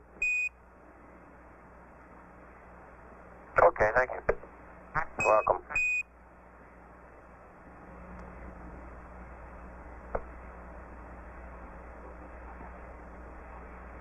Apollo 11, Houston. Neil, at this attitude, you look like you're about 12 feet long.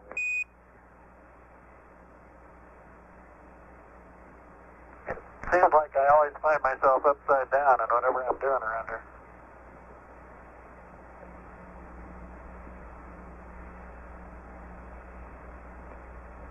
Apollo 11, Houston, could you give us a few comments on your crew comfort with the CSM hoses moving the air around, over?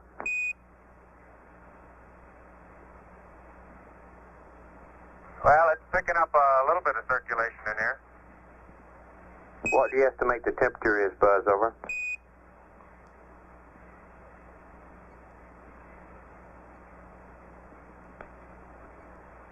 Oh, I'd say maybe 73, 75. Roger.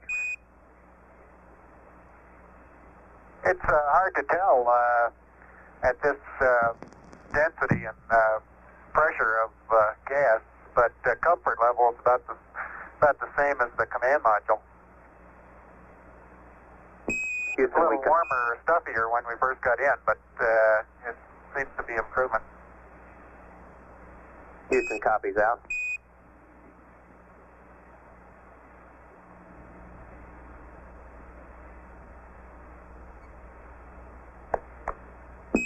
Houston. May be able to see some. Go ahead.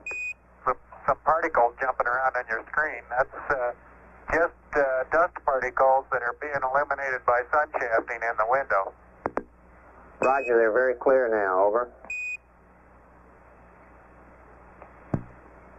And that's a good view of Neil's correction of Buzz's circuit breaker panel there.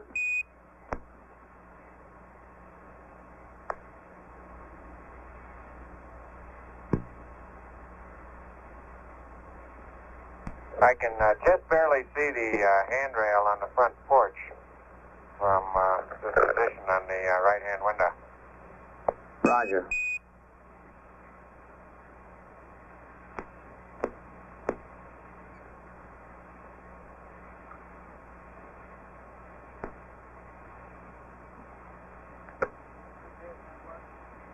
Houston, our view of the panel 11 is gets brighter than darker.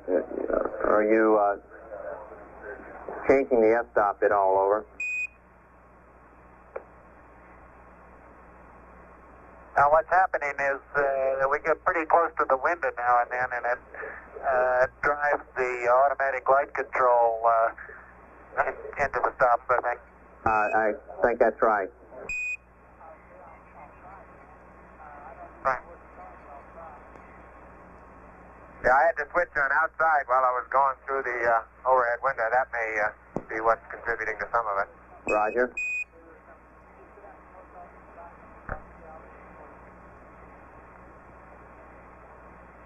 Houston, we seem to be picking up a few bit more dust particles now. We see them quite clearly in the screen now. Over.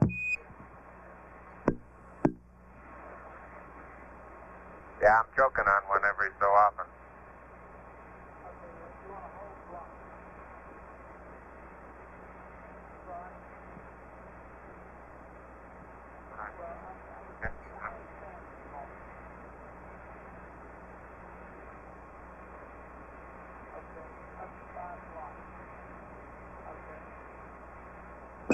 Houston, your show is going out to the U.S. now. We're about to get the satellite up, and it'll be transmitted to some other countries after that. Over.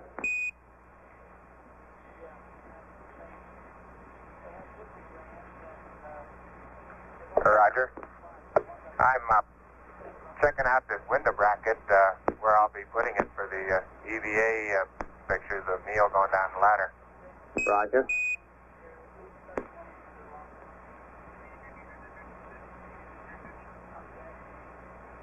Paul 11, Houston, we keep marveling about the color and the clarity of the picture. It's really difficult to describe it, so it's just perfect. Over.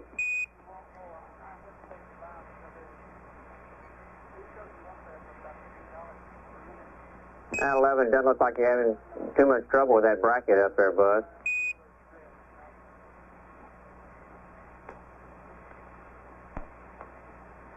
I tell you, those new knobs really make it easy to twist the thing and get it cinched down quite tight. Right.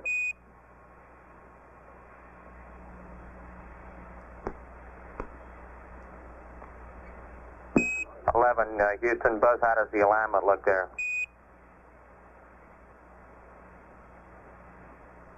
Looks pretty good as well as I can tell. Without the gear extended, I can't get a real definitive answer, but you couldn't fix it to any place to see much more out of the window without hand holding it for the whole time.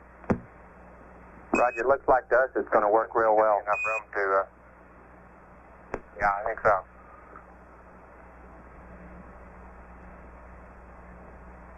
And Buzz, we see you putting your window guard in place there, and back up to the ISA now.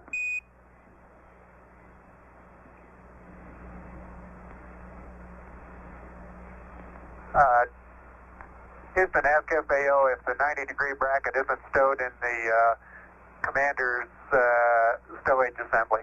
Stand by.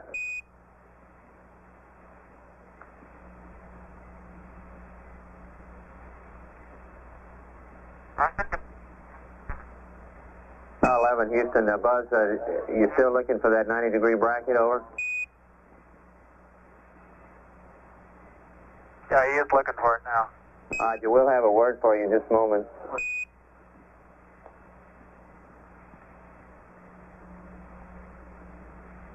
My monitor shows a pretty good, clear picture from this angle. Now we found the 90-degree bracket. Roger, Neil. It's really a super picture. We've got the ACA, your ACA, the good picture of the throttle, the 90-degree bracket. We see the start your handles, and now over to the bracket.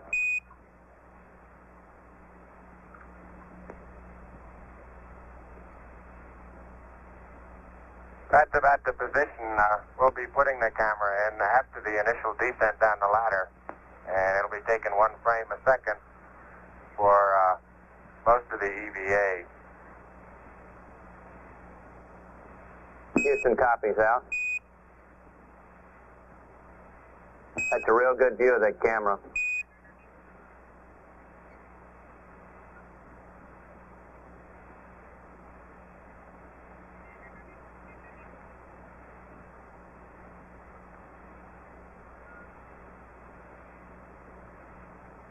Our monitor is a little bit wavy, so it's hard for us to tell when we've got a steady picture for you.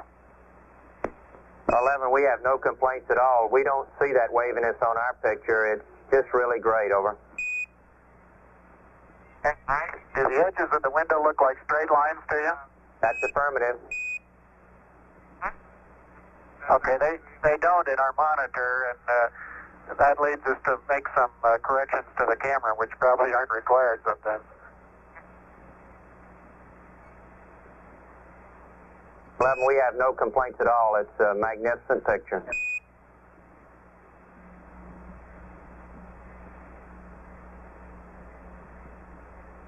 We've been receiving television now from the spacecraft for about an hour and 20 minutes. Apollo 11 presently 177,000 miles from Earth. What was that, Buzz, you're chasing down? That was me picking up some particles of paint that were floating through the air in front of the camera there. Right, Neil, we got it. Appears to us that Neil's about to check the Velcro map there.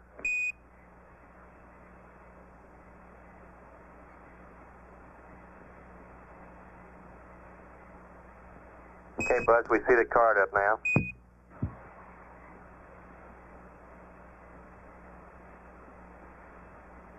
Okay, for those of you that don't know, this is where we log most of our data for each of the LEM maneuvers.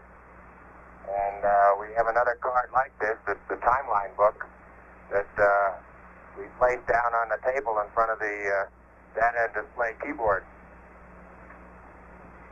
And it's on this timeline that we have all our procedures. We obviously have to hold these in place in 0G, so we make use of the Velcro patches on the back and on the table. So we can attach these down here. And then we just turn the pages over when we go to new sequences in our timeline of procedures. Roger. And we're ready to copy DOI path. Right, we'll have the FIDOs work that one up for you momentarily.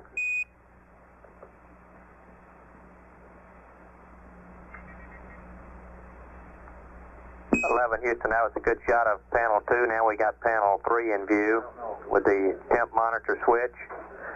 The stabilization and control panel we see now with the mode control switches. Now over to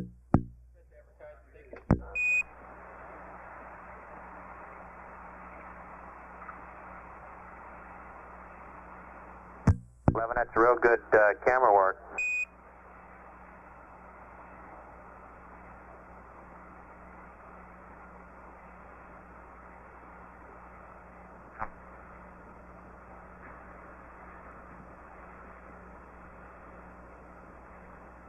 Probably the most unusual position a cameraman's ever had, hanging by his toes from a tunnel and taking the picture upside down.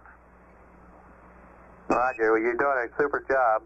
We got a good view of the cross pointer there. Had a good view of the tape meter.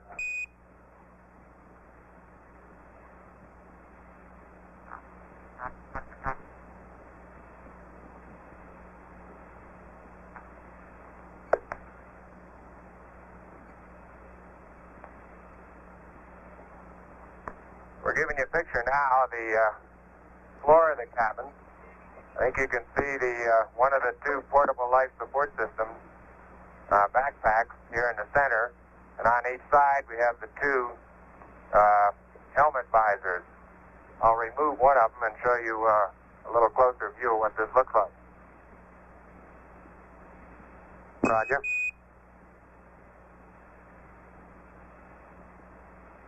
Inside the helmet visors are the EVA gloves with the blue tips.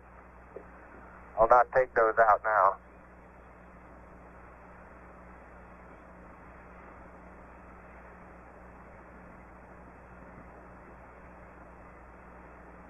Roger, Buzz, that's a great shot now that we're getting of the helmet, the EVA visor, and also the EVA gloves in the background.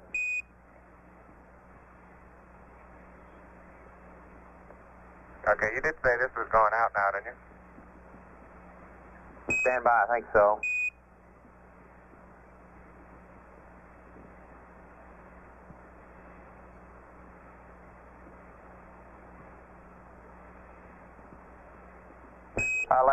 You got a pretty big audience. It's live in the U.S., it's going live to Japan, Western Europe, and much of South America. Everybody reports very good color. Appreciate the great show.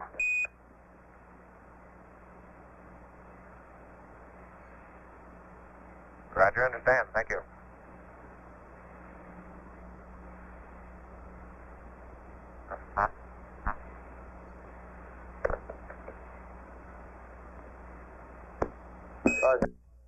Of your EVA visor assembly.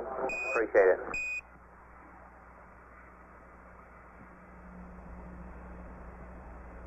Al, that's a good view of Mr. Collins down there. We finally see him again.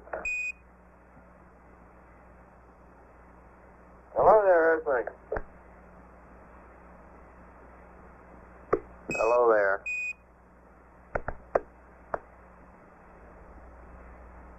Hi, 11 Houston. We noticed when you were scanning over panels 2 a moment ago, 1 and 2, the 2 8-balls were slightly in disagreement. Control said he'd like Ags align there. Yeah, one of them's Ags, one of them's Things. The problem is we don't know whether to line Eggs to Pings or Pings to Eggs. Stand by.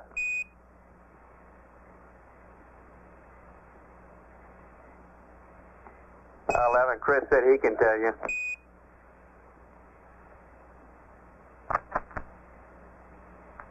We'll cage them both. Right.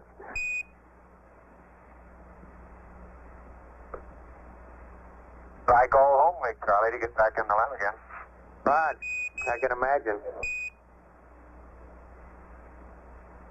The traverse from the bottom of the LEM to the aft bulkhead of the command module must be about 16, 20 feet. It's not a disorienting one at all, but it's most interesting to contemplate just pushing off from one and bounding on into the other vehicle all the way through the tunnel. Right, must be some experience. Is Collins going to go in and look around?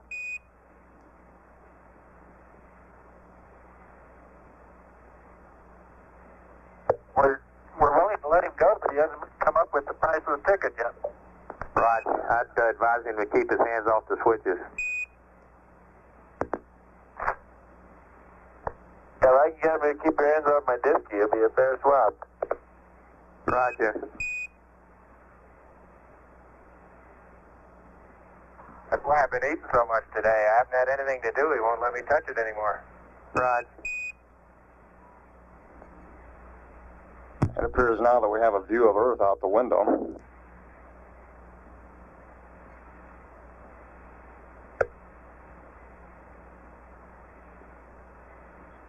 Houston, if that's not the Earth, we're in trouble. That's the Earth, and we have a very good view of it today. There are a few more cloud bands on than yesterday when we beamed down to you, but it's a beautiful sight.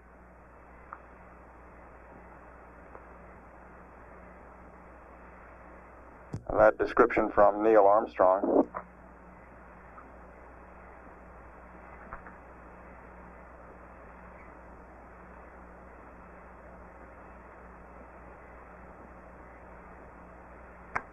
We have some horizontal banding in our TV monitor. Are we transmitting that to you, or do you have a clear picture?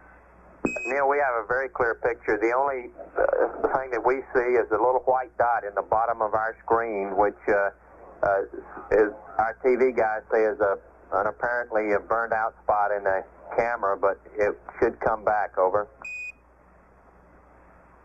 Roger. We have that in our monitor also. 11, Houston, we do have 3 lines across our TV. I thought it was just a transmission problem, but everybody's telling me now that it probably is on the downlink. Over. Now, those are the same 3 ones that we have. Okay.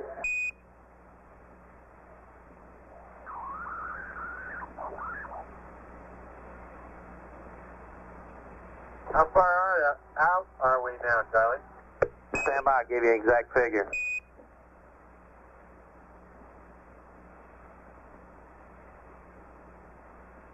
You can notice the difference between yesterday and today. This is as large an image as we can give you. Roger, it's distinctly smaller. You're now 177,000 miles out. Over. Okay. That's nautical miles. That's affirmative. And 11 weeks. Furlong. Go ahead. Over.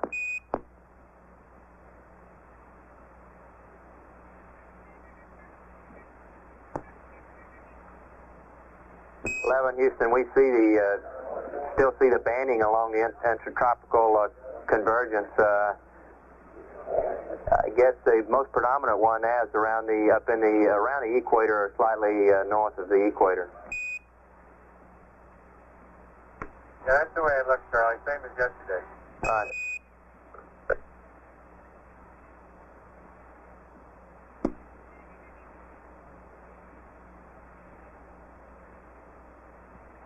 Keep the Pacific Ocean nice and clear and calm on Flash Day. That's all we ask. And Charlie, I'd like to say hello to all my fellow scouts and scatters at Farragut State Park in Idaho. They're having a national jamboree there this week, and Apollo 11 would like to send them best wishes. Thank you, Apollo 11. I'm sure that if they didn't hear that, they will get the word through the news. Certainly appreciate that.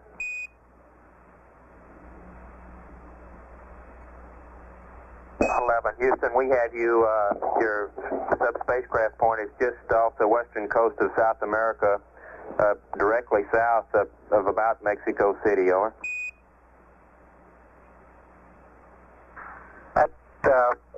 That looks like what we observed from here.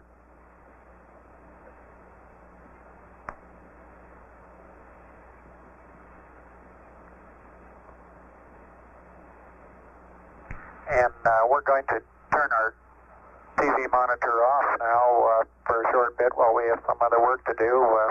It's Apollo 11 signing off. Roger, 11. Thank you very much. That was one of the greatest shows we've ever seen. We sure appreciate it. Over.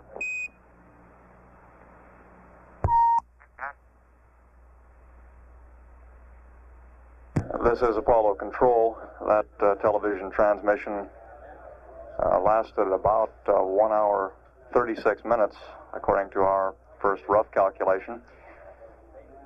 During that period of time, the spacecraft traveled something over 2,000 nautical miles.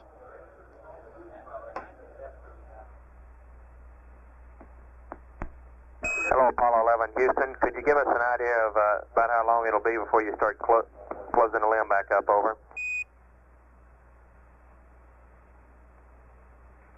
We've got a little more work to do up there, Charlie. We're going to make sure that we have everything transferred around and stowed the way we want to try to get a little bit ahead on tomorrow's timeline. I suppose that we could be out of there in another half hour or so if it was necessary. Roger, Neil. We're not trying to push you. We're just trying to get an idea of about water dumps and starting up the PTC again. Take your sweet time. Over.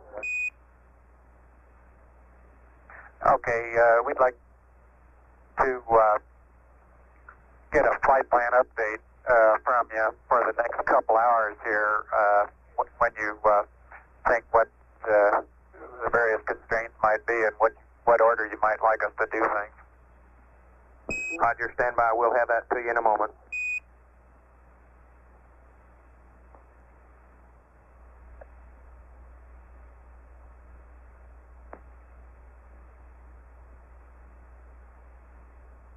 This is Apollo Control at 56 hours, 51 minutes.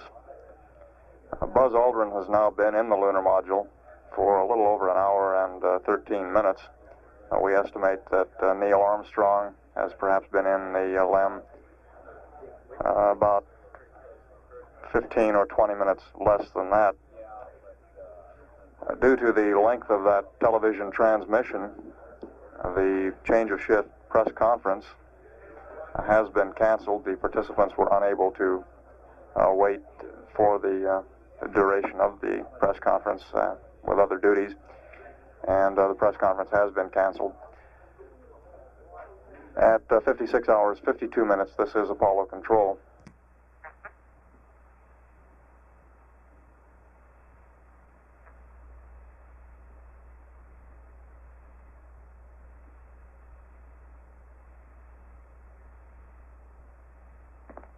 Hello, Apollo 11, Houston. Mike, we'd like to go ahead and do a wastewater dump. We'd like you to dump it all the way down to 0, over.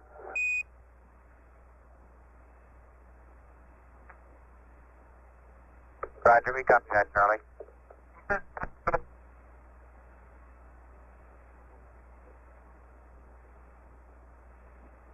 That didn't work, Charlie.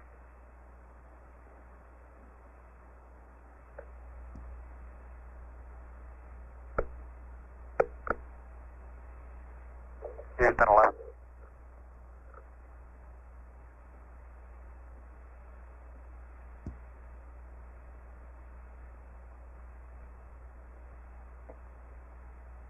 Houston, did you call over? Roger, just noticed that the mast that the EVA light is on is charred brown. It looks as though it took quite a beating during launch. Roger. The EVA light still does work. Roger, we'll let the span guys look at this, and we'll be back with you with our what we think, over. Okay.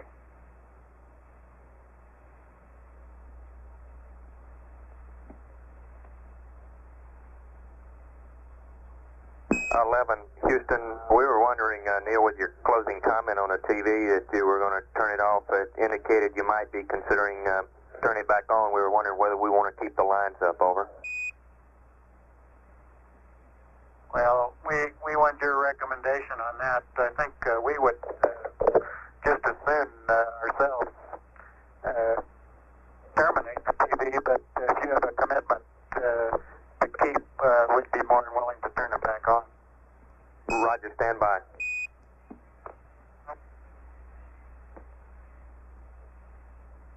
Apollo 11, Houston, we'd like to terminate the TV.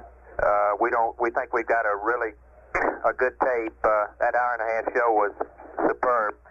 And we'd like to pick up PTC at about 58 hours, over.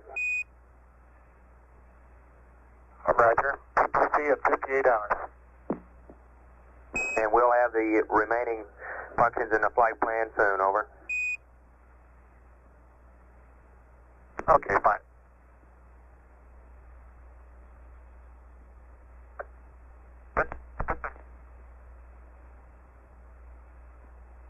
This is Apollo Control at 57 hours, 3 minutes. The decision, as you heard, relayed up to the crew there that we would go into the passive thermal control mode with the spacecraft in a slow roll at 58 hours in the flight plan, would rule out further television for today. I would also like to repeat that the change of shift press conference for the previous shift was canceled due to the length of that television transmission. And we do expect to have a change of shift briefing following this shift, probably between 11:30 and 12 p.m. Central Daylight Time. At the present time, Apollo 11 is 178,236 nautical miles from Earth, and the velocity has dropped down now to 3,146 feet per second. At 57 hours, 4 minutes, this is Mission Control, Houston.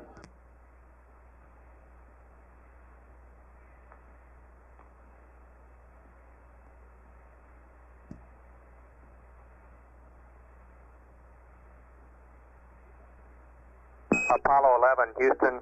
Our recommendations on the activities for the next hour or so, as far as flight plan goes, are continue your limb familiarization as desired until about 58 hours, then ingress to the CSM, close the hatch, and establish PTC shortly thereafter, over. And Apollo 11, Houston, terminate the water dump, over. Thanks. Okay, water dump being terminated now. Houston, Apollo 11. 11, Houston, go ahead. Roger, Houston. I'd like to do a P-52 option 3 and tweak the platform up prior to starting the PTC, over. Roger, 11, stand by.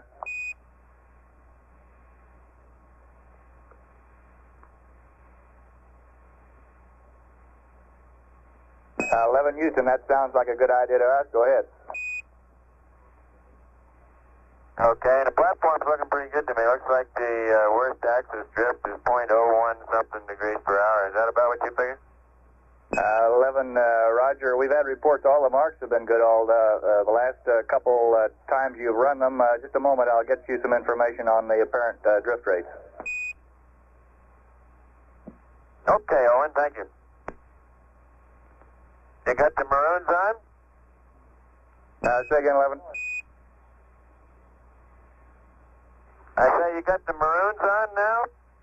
Not permanently here, Mike. We just have a standby here while Charlie's out checking how to use that special tool on a camera. The maroon team will be on tomorrow. Okay, nice to hear your voice. How's everything going? Everything's going smoothly here. We sure enjoyed the show this afternoon, Mike. Okay.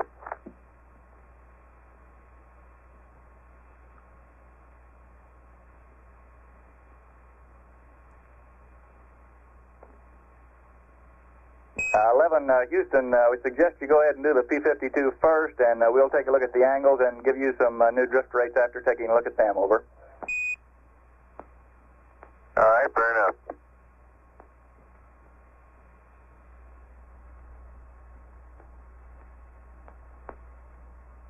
Apollo 11, Houston, over.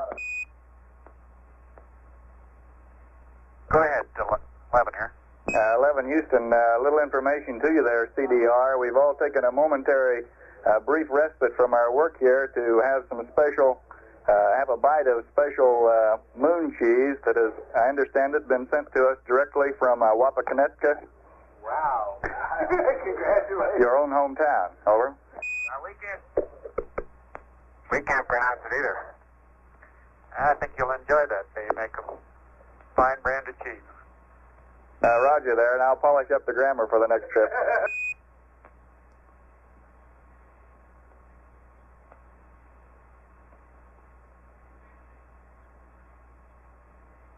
Houston 11, you're looking at the now 93, and I'll proceed when you copy them. 11, Houston, we've got them.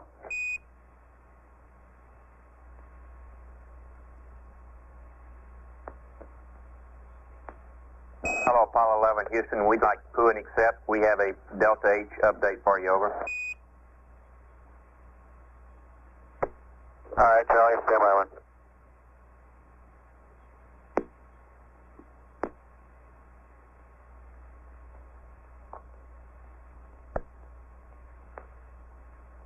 Houston, Apollo 11, to and accept. Roger.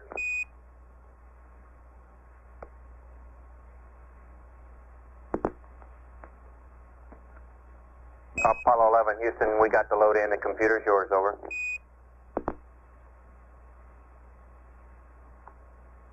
Houston, roger.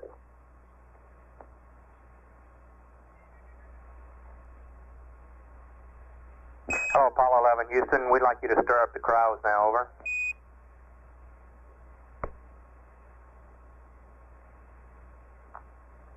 Houston, Apollo 11, roger.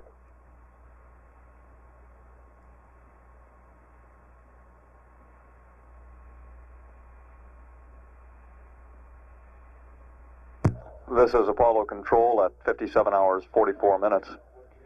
We've had no further reports from the crew to indicate whether or not Neil Armstrong and Buzz Aldrin have returned to the command module. And I guess that would answer our question. Neil Armstrong reporting that they're finished with their work in the LEM will be coming out shortly. Apollo 11 is now 179,490 nautical miles from Earth, traveling at a speed of 3,121 feet per second. In a little less than 3 hours, we'll pass a milestone of sorts as the spacecraft passes into the lunar sphere of influence. And what we mean by that is that at that point, the spacecraft will be under the dominant influence of the moon's gravity. The moon's gravitational force will have the predominant effect on the trajectory of the spacecraft. And at that point, our displays in mission control monitoring velocity and altitude will switch from Earth reference to moon reference. We'll then begin monitoring the progress of the spacecraft as it continues to accelerate toward the moon. At 57 hours, 46 minutes, this is Apollo Control.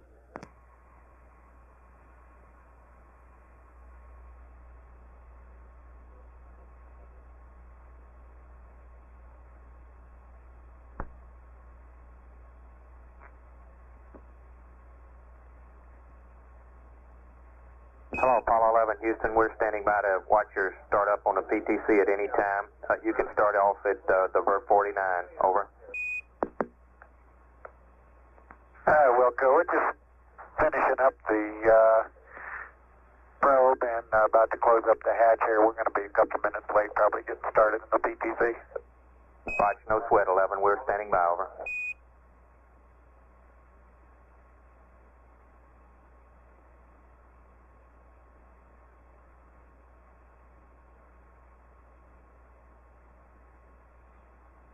This is Apollo Control. That was Neil Armstrong reporting that they are now reinstalling the probe and drogue, which is just about on the flight plan schedule. And they reported that they would be putting the spacecraft in a slow roll shortly to maintain passive thermal control. In that mode, the spacecraft rotates at a rate of about 3 revolutions per hour to maintain even heating. We have a precise time on that sphere of influence change, the point at which the moon, for calculation purposes here in mission control, comes under the predominant influence, the spacecraft comes under the predominant influence of the moon's gravitational field. And we now calculate that that event will occur at 61 hours, 39 minutes, 55 seconds ground elapsed time.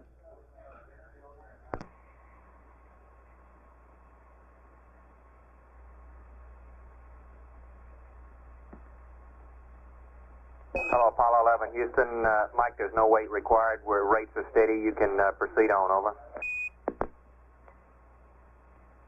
I'm doing it, Charlie. Roger.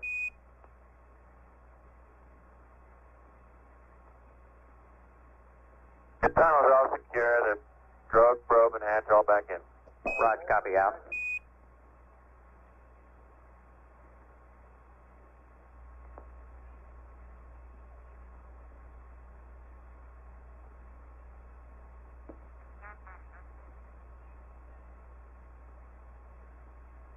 Hello, Apollo 11 Houston. We have some new additions to your alternate and contingency checklist. If you would break that out. Over.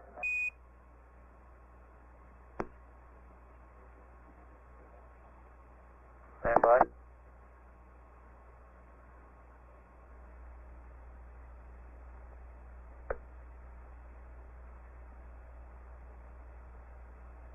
Okay, Houston, 11's ready to copy. Roger. 11, if you'll turn to page F/2-22, over.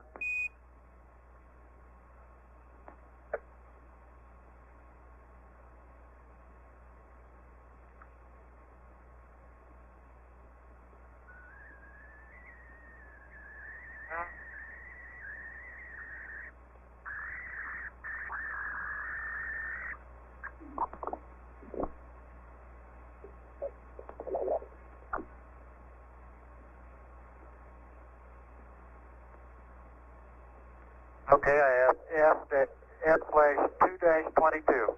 Roger, Neil. Under column L, that's column Lima, line 06.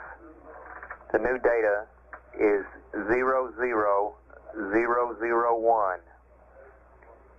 Line 07, the new data is 02134. Over.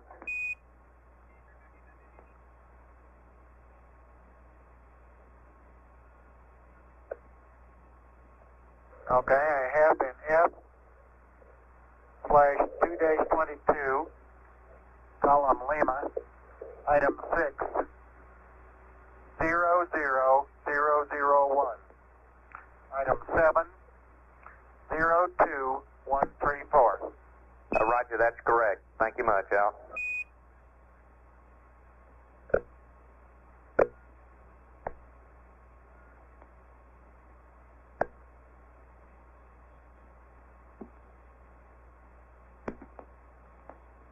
Houston, for your information, those two entries are an update to your Delta H that we have already uplinked into the CMC. Over.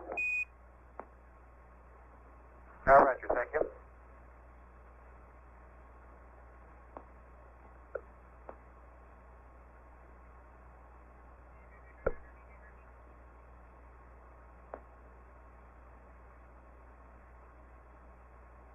What was I marking on, Charlie? About an 18-kilometer line or what?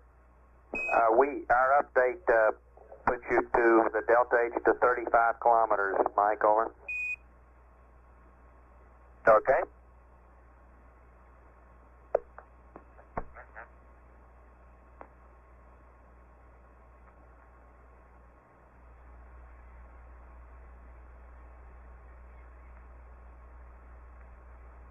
Hello, Apollo 11, Houston. We got some switch positions for you for the high gain. Over.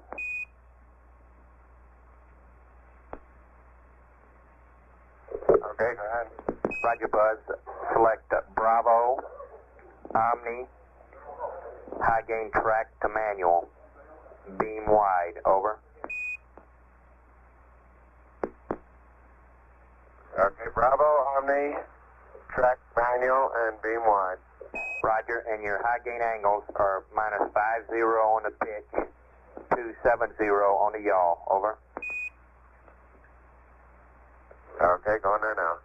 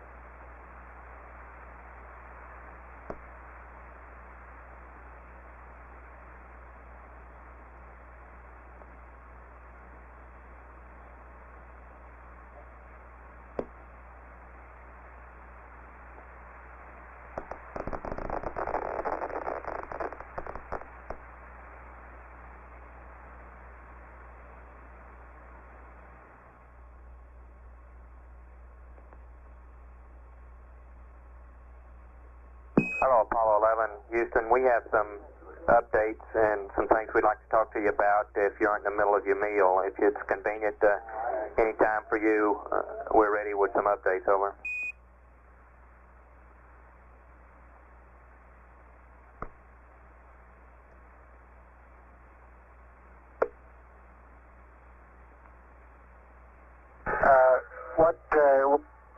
What are the updates going to apply to? Roger, we have a couple of changes on the LIM mission rules no-go for your no-go card, Neil. One slight change on the app dip fuel and temp pressure card. And we have a change to the procedure for the secondary radiator leak check, which is to be performed at 71 hours tomorrow. And also some indications that we have a couple of landing site obliques stowed in the wrong place. Over.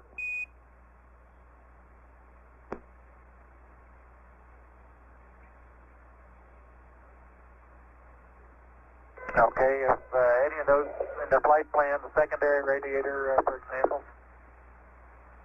That's affirmative. The secondary radiator leak check is called out in the flight plan at 7120. That procedure is listed in your launch operations book. We on page 2-9, L2-9. We'd like to change that procedure. Over.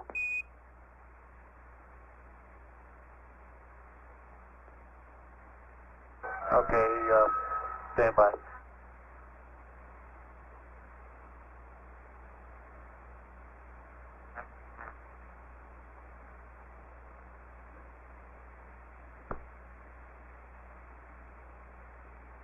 On the secondary leak check, just read it verbatim like you want it, and I'll copy it directly into the flight plan and not fool around with the checklist.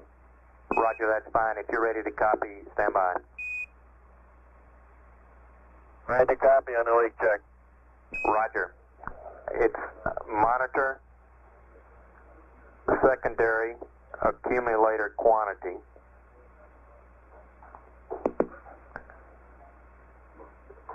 Step 2 is secondary glycol to radiator valve, normal for 30 seconds, then bypass.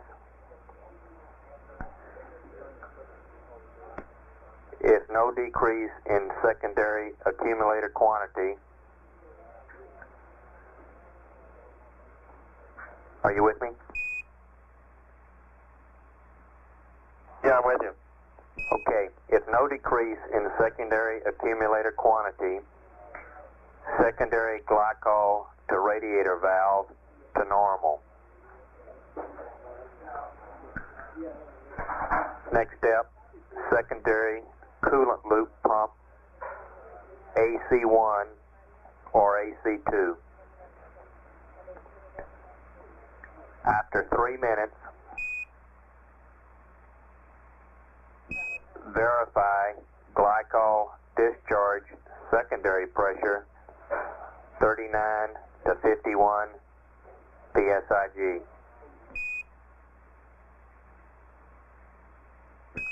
Also verify secondary evap out temp has changed.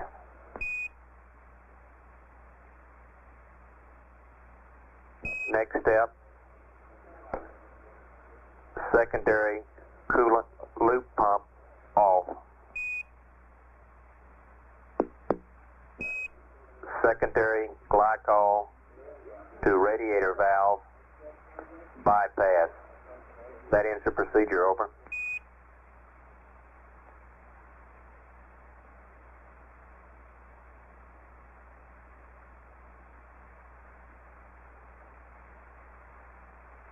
Okay, read back. Monitor secondary accumulator quantity. Secondary glycol radiator valve normal for 30 seconds, then to bypass. If no decrease in secondary accumulator quantity, secondary glycol to radiator valve to normal. Secondary coolant loop pump AC1 or 2. After 3 minutes, verify glycol secondary discharge pressure 39 to 51 psig. Verify secondary evaporator outlet temp is changed. Secondary coolant loop pump off. Secondary primary glycol radiator valve to bypass. And what's the reason for the change, John? Roger, SPAN is concerned that our present procedure shown in the checklist does not really flow glycol through the radiator, and they want to verify that we do not have a plugged secondary radiator. Over.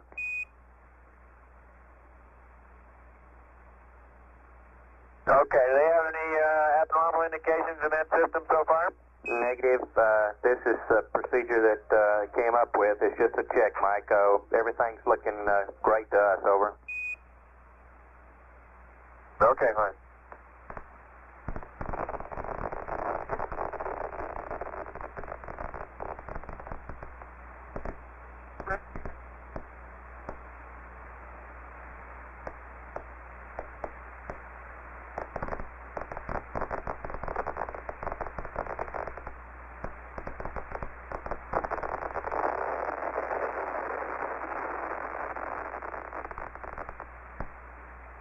And Charlie, we'll get back with you on these other changes in a few minutes. Okay? Roger, Neil. No hurry. Over.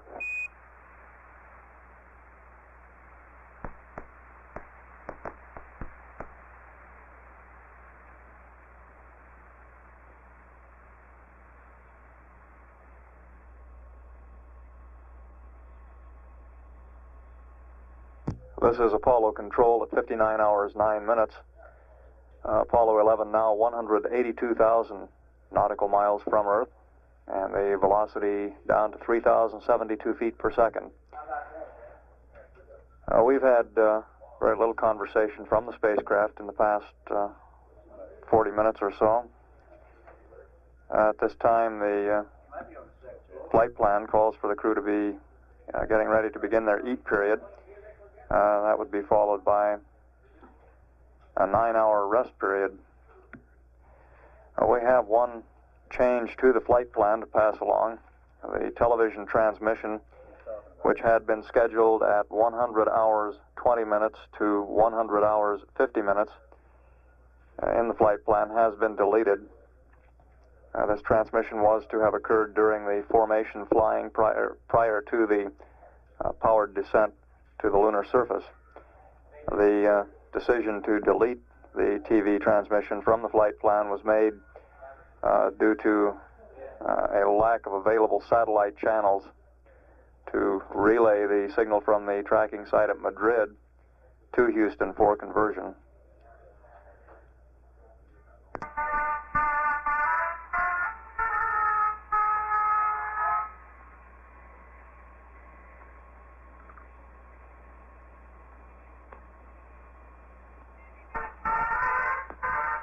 The intermittent music that we're getting is apparently coming from the spacecraft. The crew has on board portable tape recorders with music on the tapes, and as they store their own comments on the tape, the music is of course erased. And apparently the music is triggering the Vox-operated microphones, and we're getting intermittent music down from the spacecraft.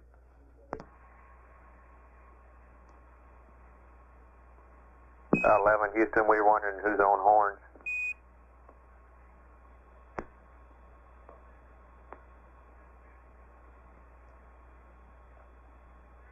Taking you. We just had a little music there.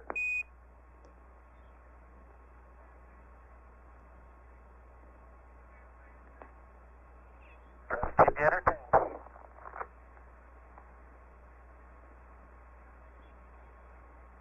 Right, that was good. You can keep it coming down, 11.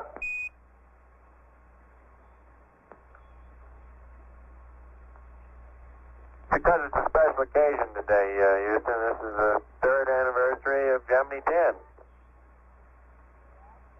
Roger. Happy anniversary. Thank you, sir.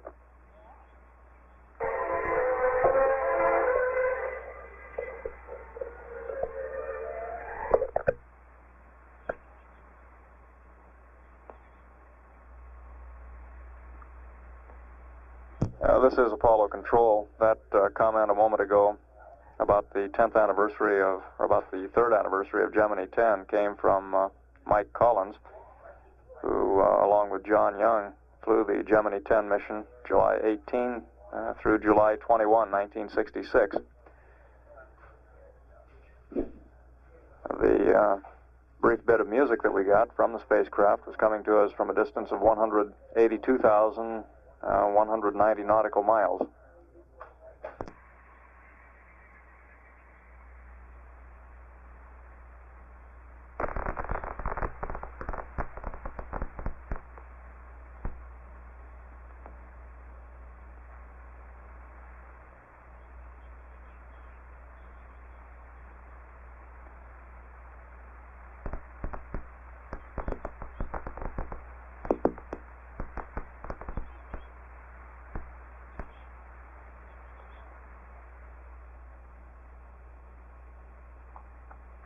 Houston, Apollo 11, ready to copy your update. Roger, stand by.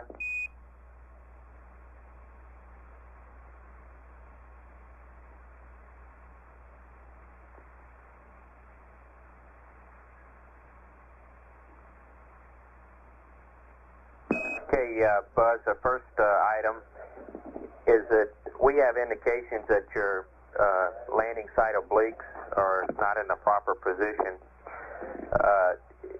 If you will check, we think that the intermediate scale landing site oblique is stowed in the CSM Lunar Landmark book. We think that the large scale landing site oblique is stowed in the back of the LIM Lunar Surface Map book. Over.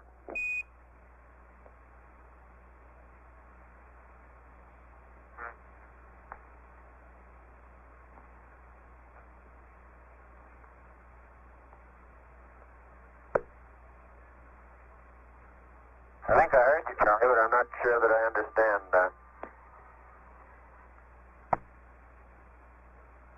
Roger, according to our storage list, the landing site oblique should be in the transfer bag. But in the backup set of data, the intermediate scale oblique is in the CSM Lunar Landmark book, and the large scale oblique is in the back of the LIM Lunar Surface Map book, and that's the reason we think they might be not where you think they are. Over. Okay, we've got 3 obliques, and the last one is one I asked for recently. It's just a blow-up of the second one. The first one is one that's got dotted lines on it indicating horizon view and 50-degree LPD. And all 3 of those are in the transfer book. Over. Well, Roger, fine. We were wrong. In our backup set, we had those out of place. It looks like the onboard data is good. We just wanted to let you check on that one. We have an update on the APS-DIPS fuel card that you place on the panel. It's a typo error. If you'll break out that little card, we got to correct that typo error. Over.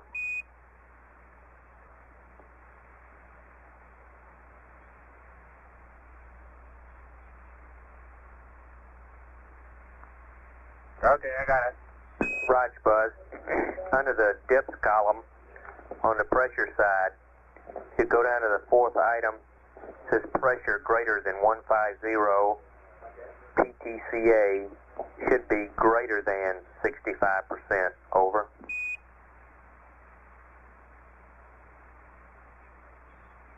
Okay, it's greater than 120 for less than 65 and greater than 150 for greater than 65. That's affirmative, Al.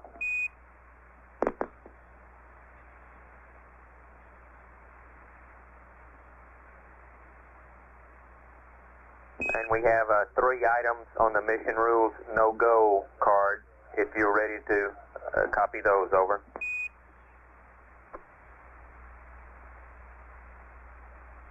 Okay, I've got the mission rules no-goes. Roger, Buzz. First entry is under EPS. Under AC Bus A, the line extends all the way to High Gate. Actually, the line should read at DOI it would be no-go AC bus A.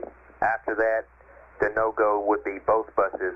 So if you'll just pencil in both buses from PDI through Highgate, it'll be correct for that line, over.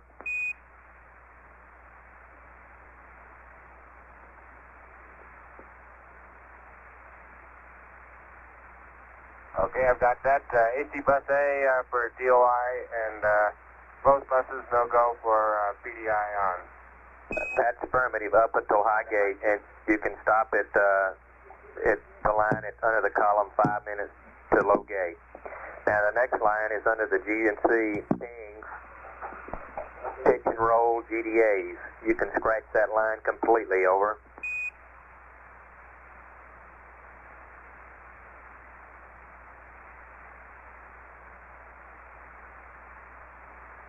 Roger, got it.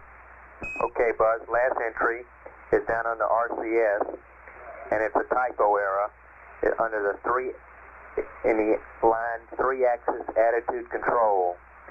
If you proceed to the right at PDI +5, you'll see 1 axis, and the line goes all the way to low gate to touchdown. That's incorrect. The line should stop under 5 minutes to low gate, over.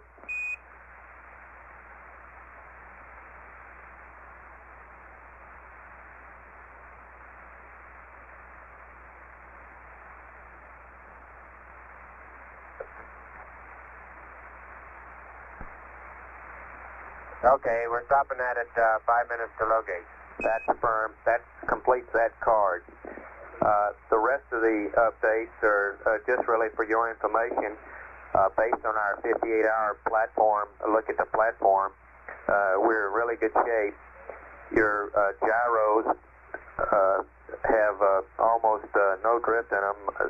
Since prior to the update, we were looking at X of a -2.24 Meru, Y of +0.87, Z of -0.11.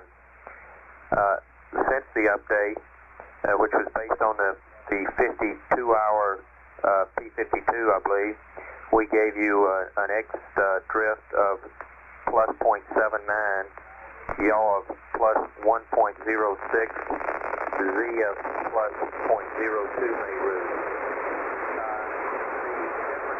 The 52-hour and the 57-hour alignments did not really give us enough time to get a real good or completely valid update on the drift check. So we're real satisfied with the way the gyros are looking. The PIPA's looking great also. We're in real good shape with those two, over.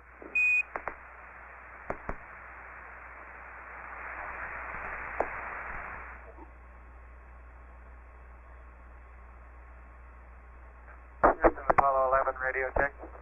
Roger, reading you 5 by Jaime, over. Okay, loud and clear. You cut out when you were talking about the platform at something about 52 hours. After that, we never heard you again. Roger, I guess we were changing antennas. Stand by. That's affirmative, 11. We were swapping antennas on you down here. Basically, the word is we got a real good platform. Very small drift in the gyros and very small drift in the PIPAs, over. Roger, thank you. And I'd like to have a few words of clarification, if you'll give them to me, on the RCS rule, what that change essentially means. Copy a few words of clarification on the RCS. Roger. The update there, Neil, you're speaking of about the 1 axis down to 5 minutes to low gate? Yeah, that's right. I'm not quite sure what that rule means at 5 minutes. Stand by. I'll make sure I got my story straight with control. Stand by.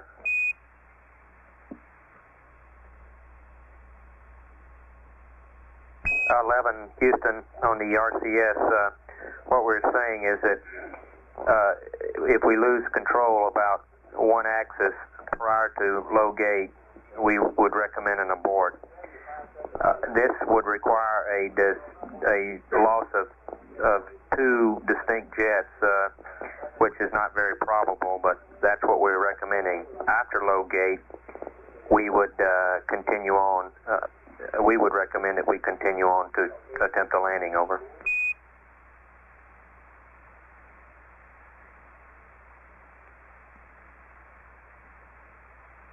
Roger. I think I understand. Roger.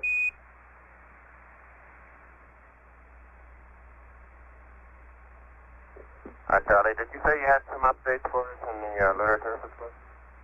Apollo 11, say again, you were cut out. Over. Roger, did you say you had some updates for us in the lunar surface book? Over. Negative. At this time, we do not have any updates for the lunar surface book. We wanted you to have it just in case. Over. Roger, you were cut out that time. Roger, at the present time, we do not have any updates for you on the lunar surface book. We are thinking about some and kicking them around, but they're very minor changes. Over.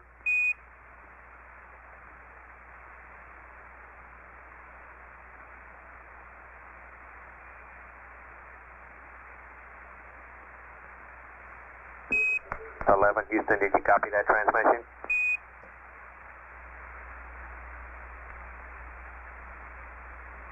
Apollo 11, Houston, we swapped antennas on you again.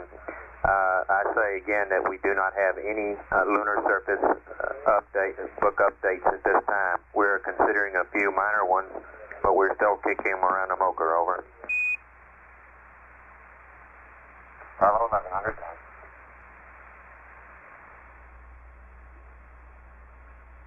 Houston 11, we have a crew status report for you. Roger, go ahead, 11. Okay, radiation, CDR 11009, CMP 10010, LMP 09011, no medication. Roger, 11, we copy for the radiations, and we're considering, this PC looks sort of weird to us, so we're considering stopping and starting over again. We'll be with you in a couple of minutes. Over.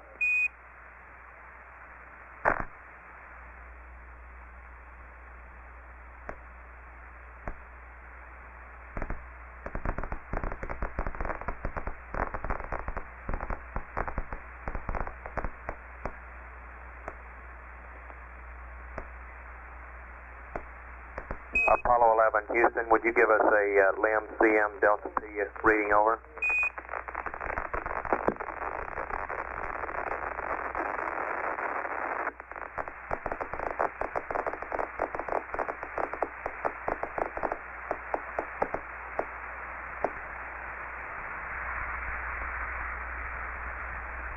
Hello, Apollo 11, Houston, we switched the antennas on you again. Would you please give us a LIM CM Delta P reading? Over. Hello, Apollo 11, Houston, over. Go ahead, 11 here. Roger, we switched antennas on you there a moment ago, Neil. Would you please give us a LIM CM Delta P reading? Over. It's less than 0.1. Roger.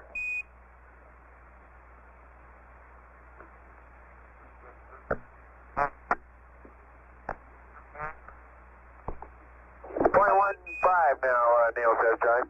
Roger, thank you, Mike. Could you give us some help? This PTC is strange. It's not like anything we've seen before, and we're wondering if y'all have had any events or any idea that could help us out. Over.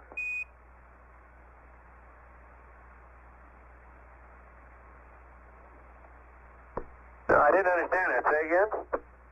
Roger, we're looking at a sort of a funny-looking PTC. We've already drifted out to 70 degrees in pitch, and we're wondering if you all have had any events or any such thing as that that could cause us to pick up these rates to drive us off. Over.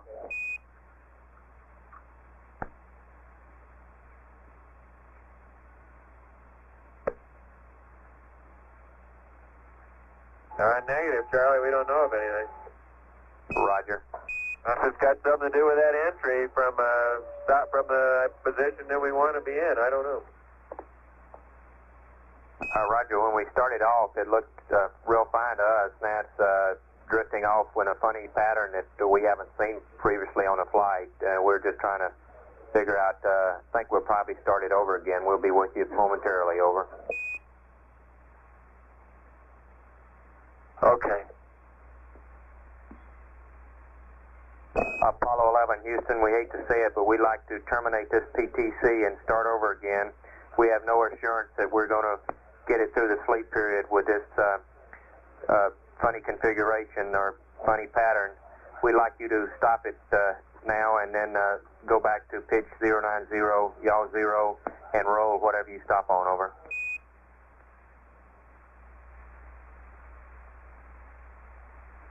This is Apollo Control at 59 hours, 57 minutes. A few moments ago you heard Capcom Charlie Duke advise the crew to terminate the passive thermal control mode that they are presently in and reestablish the 3 revolution per hour roll rate about the spacecraft longitudinal axis that is used for thermal control. We had noticed a unexplained deviation from the attitude that the spacecraft was set up in this roll mode. Ideally, it would roll about the longitudinal axis with very little wobble. And if a wobble is introduced for one reason or another, the reaction control system jets would come on as soon as the motion out of the prescribed plane had occurred, had gone beyond prescribed limits, in this case 30 degrees, to correct. The jet firings on past missions do tend to disturb the crew's sleep rather than have the reaction control system jets come on during the night and perhaps have to awaken the crew to reestablish the passive thermal control mode at that time. We elected to correct it now. Men, you disable Bravo and Charlie, select quad Alpha and Delta, over.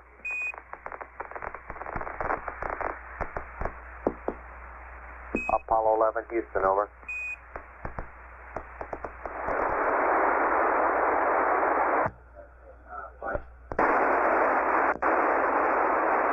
This is Apollo Control. We're getting quite a bit of noise on the air-to-ground circuit at this time as the spacecraft rotates from one Omni antenna around to the next, and we momentarily lose lock-on.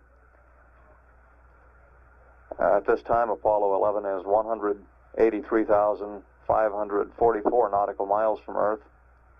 The velocity holding fairly constant now at about 3,042 feet per second. It's been moving down toward 3,000 feet per second and seems to be leveling off somewhat.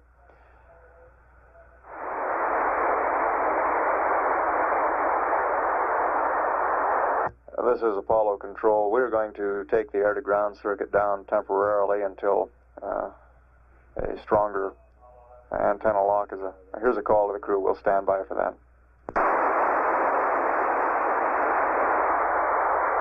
This is Apollo Control. We will take the air-to-ground circuit down at this time until we have reestablished sufficient signal strength to eliminate the noise on the circuit.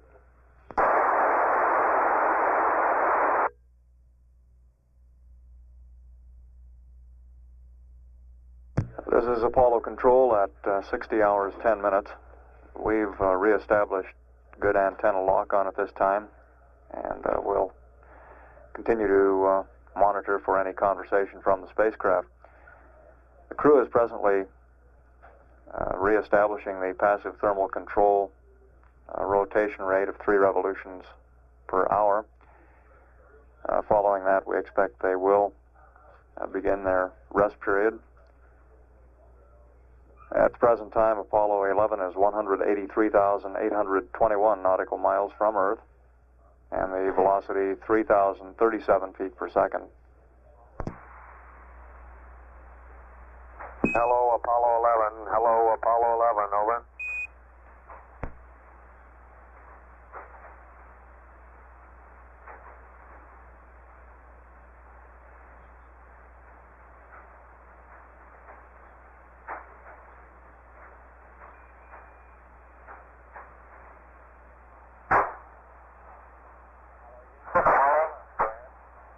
Roger, reading you about 1 by. Looks like we picked a super attitude here for PTC stabilization. We're reading you in a backup voice now, over. Can we read you loud and clear? Roger.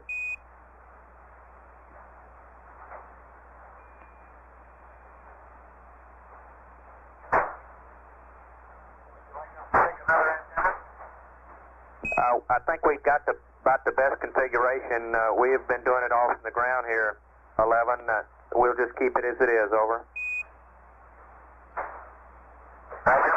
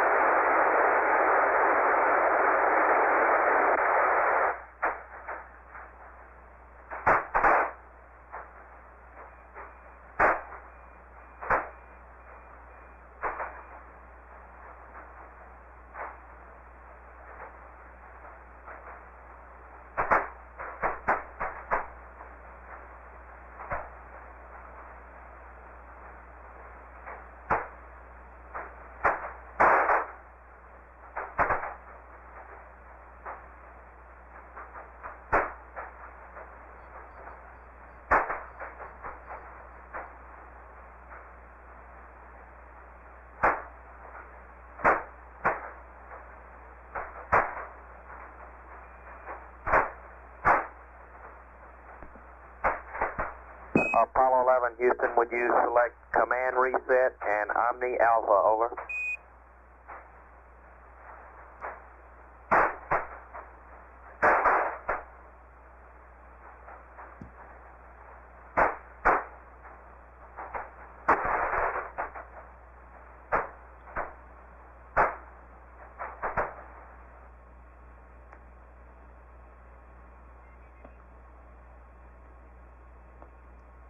Houston 11 on Omni Alpha.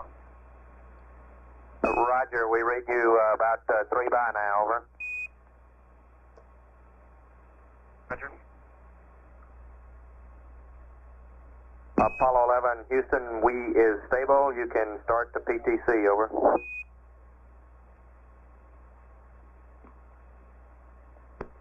Well, 11 run.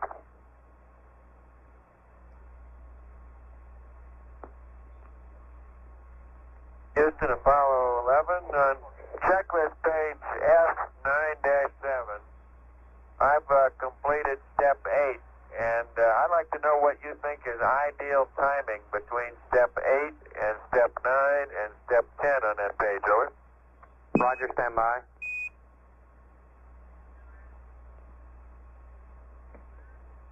Apollo 11, Houston, we don't see any time constraints. We'd like you to go ahead and set up the wide deadband, then go through step 10 and 11, over. Okay, will do. I don't see any constraints either, Charlie. I just was checking, make sure, because last time I went from 8 to 9 to 10 to 11 a little bit more swiftly than I'd been doing in the past. Roger.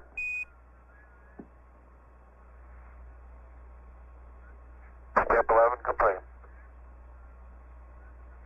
Roger, we copy.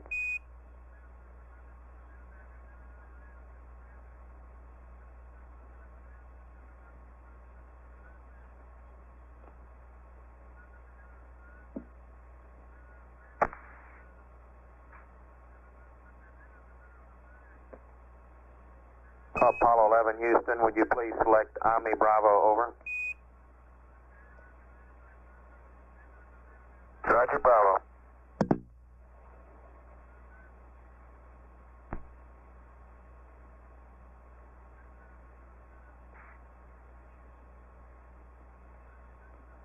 Houston, Apollo 11, how do you read on Bravo? Roger, reading you 5-eye. Same here.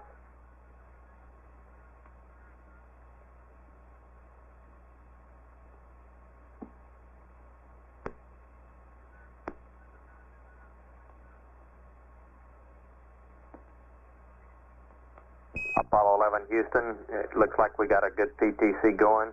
It's good night from the white team, over. Okay, see you tomorrow. Thank you for everything.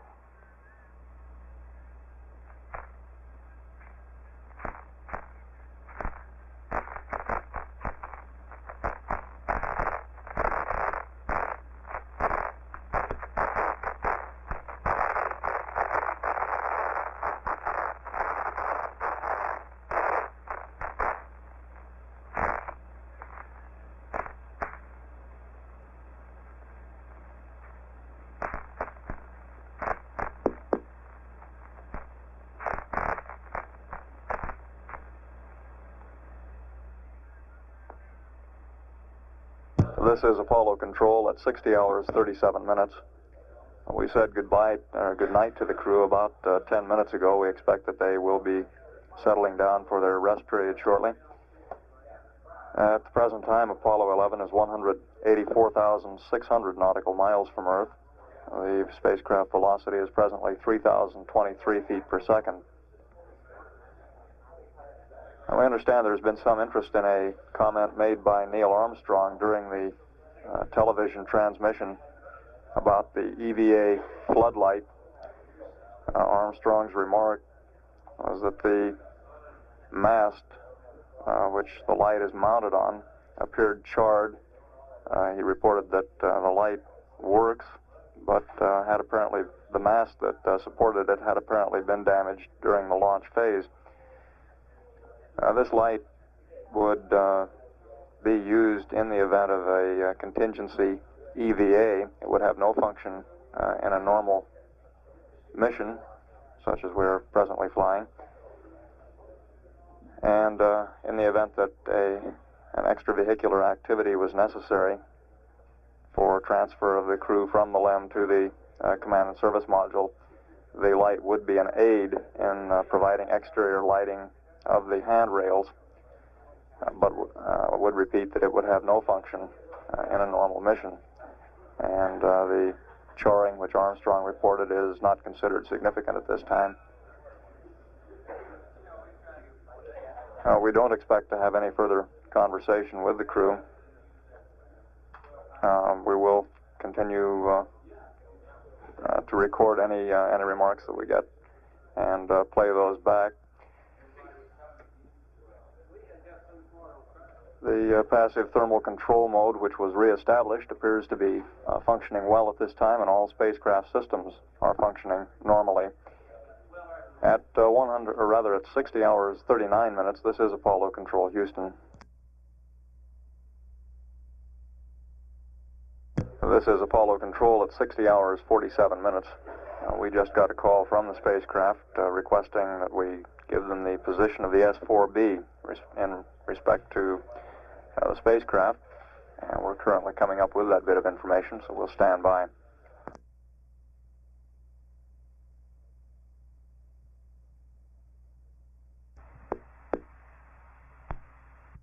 Houston, Apollo 11.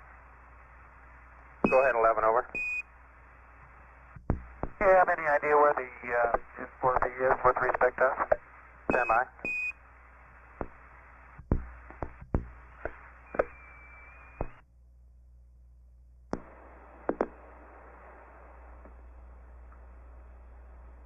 Apollo 11, Houston, the S4B is about 6,000 nautical miles from you now, over.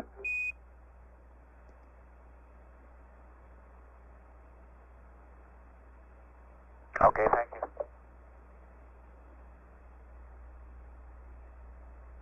Houston, Apollo 11, how's the PTC looking? Stand by.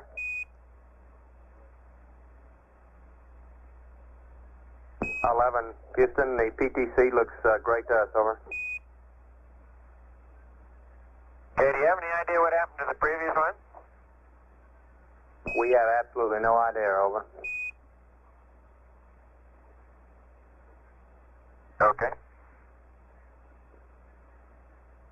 Did it look like it was all right, and then just all of a sudden start diverging? That's negative.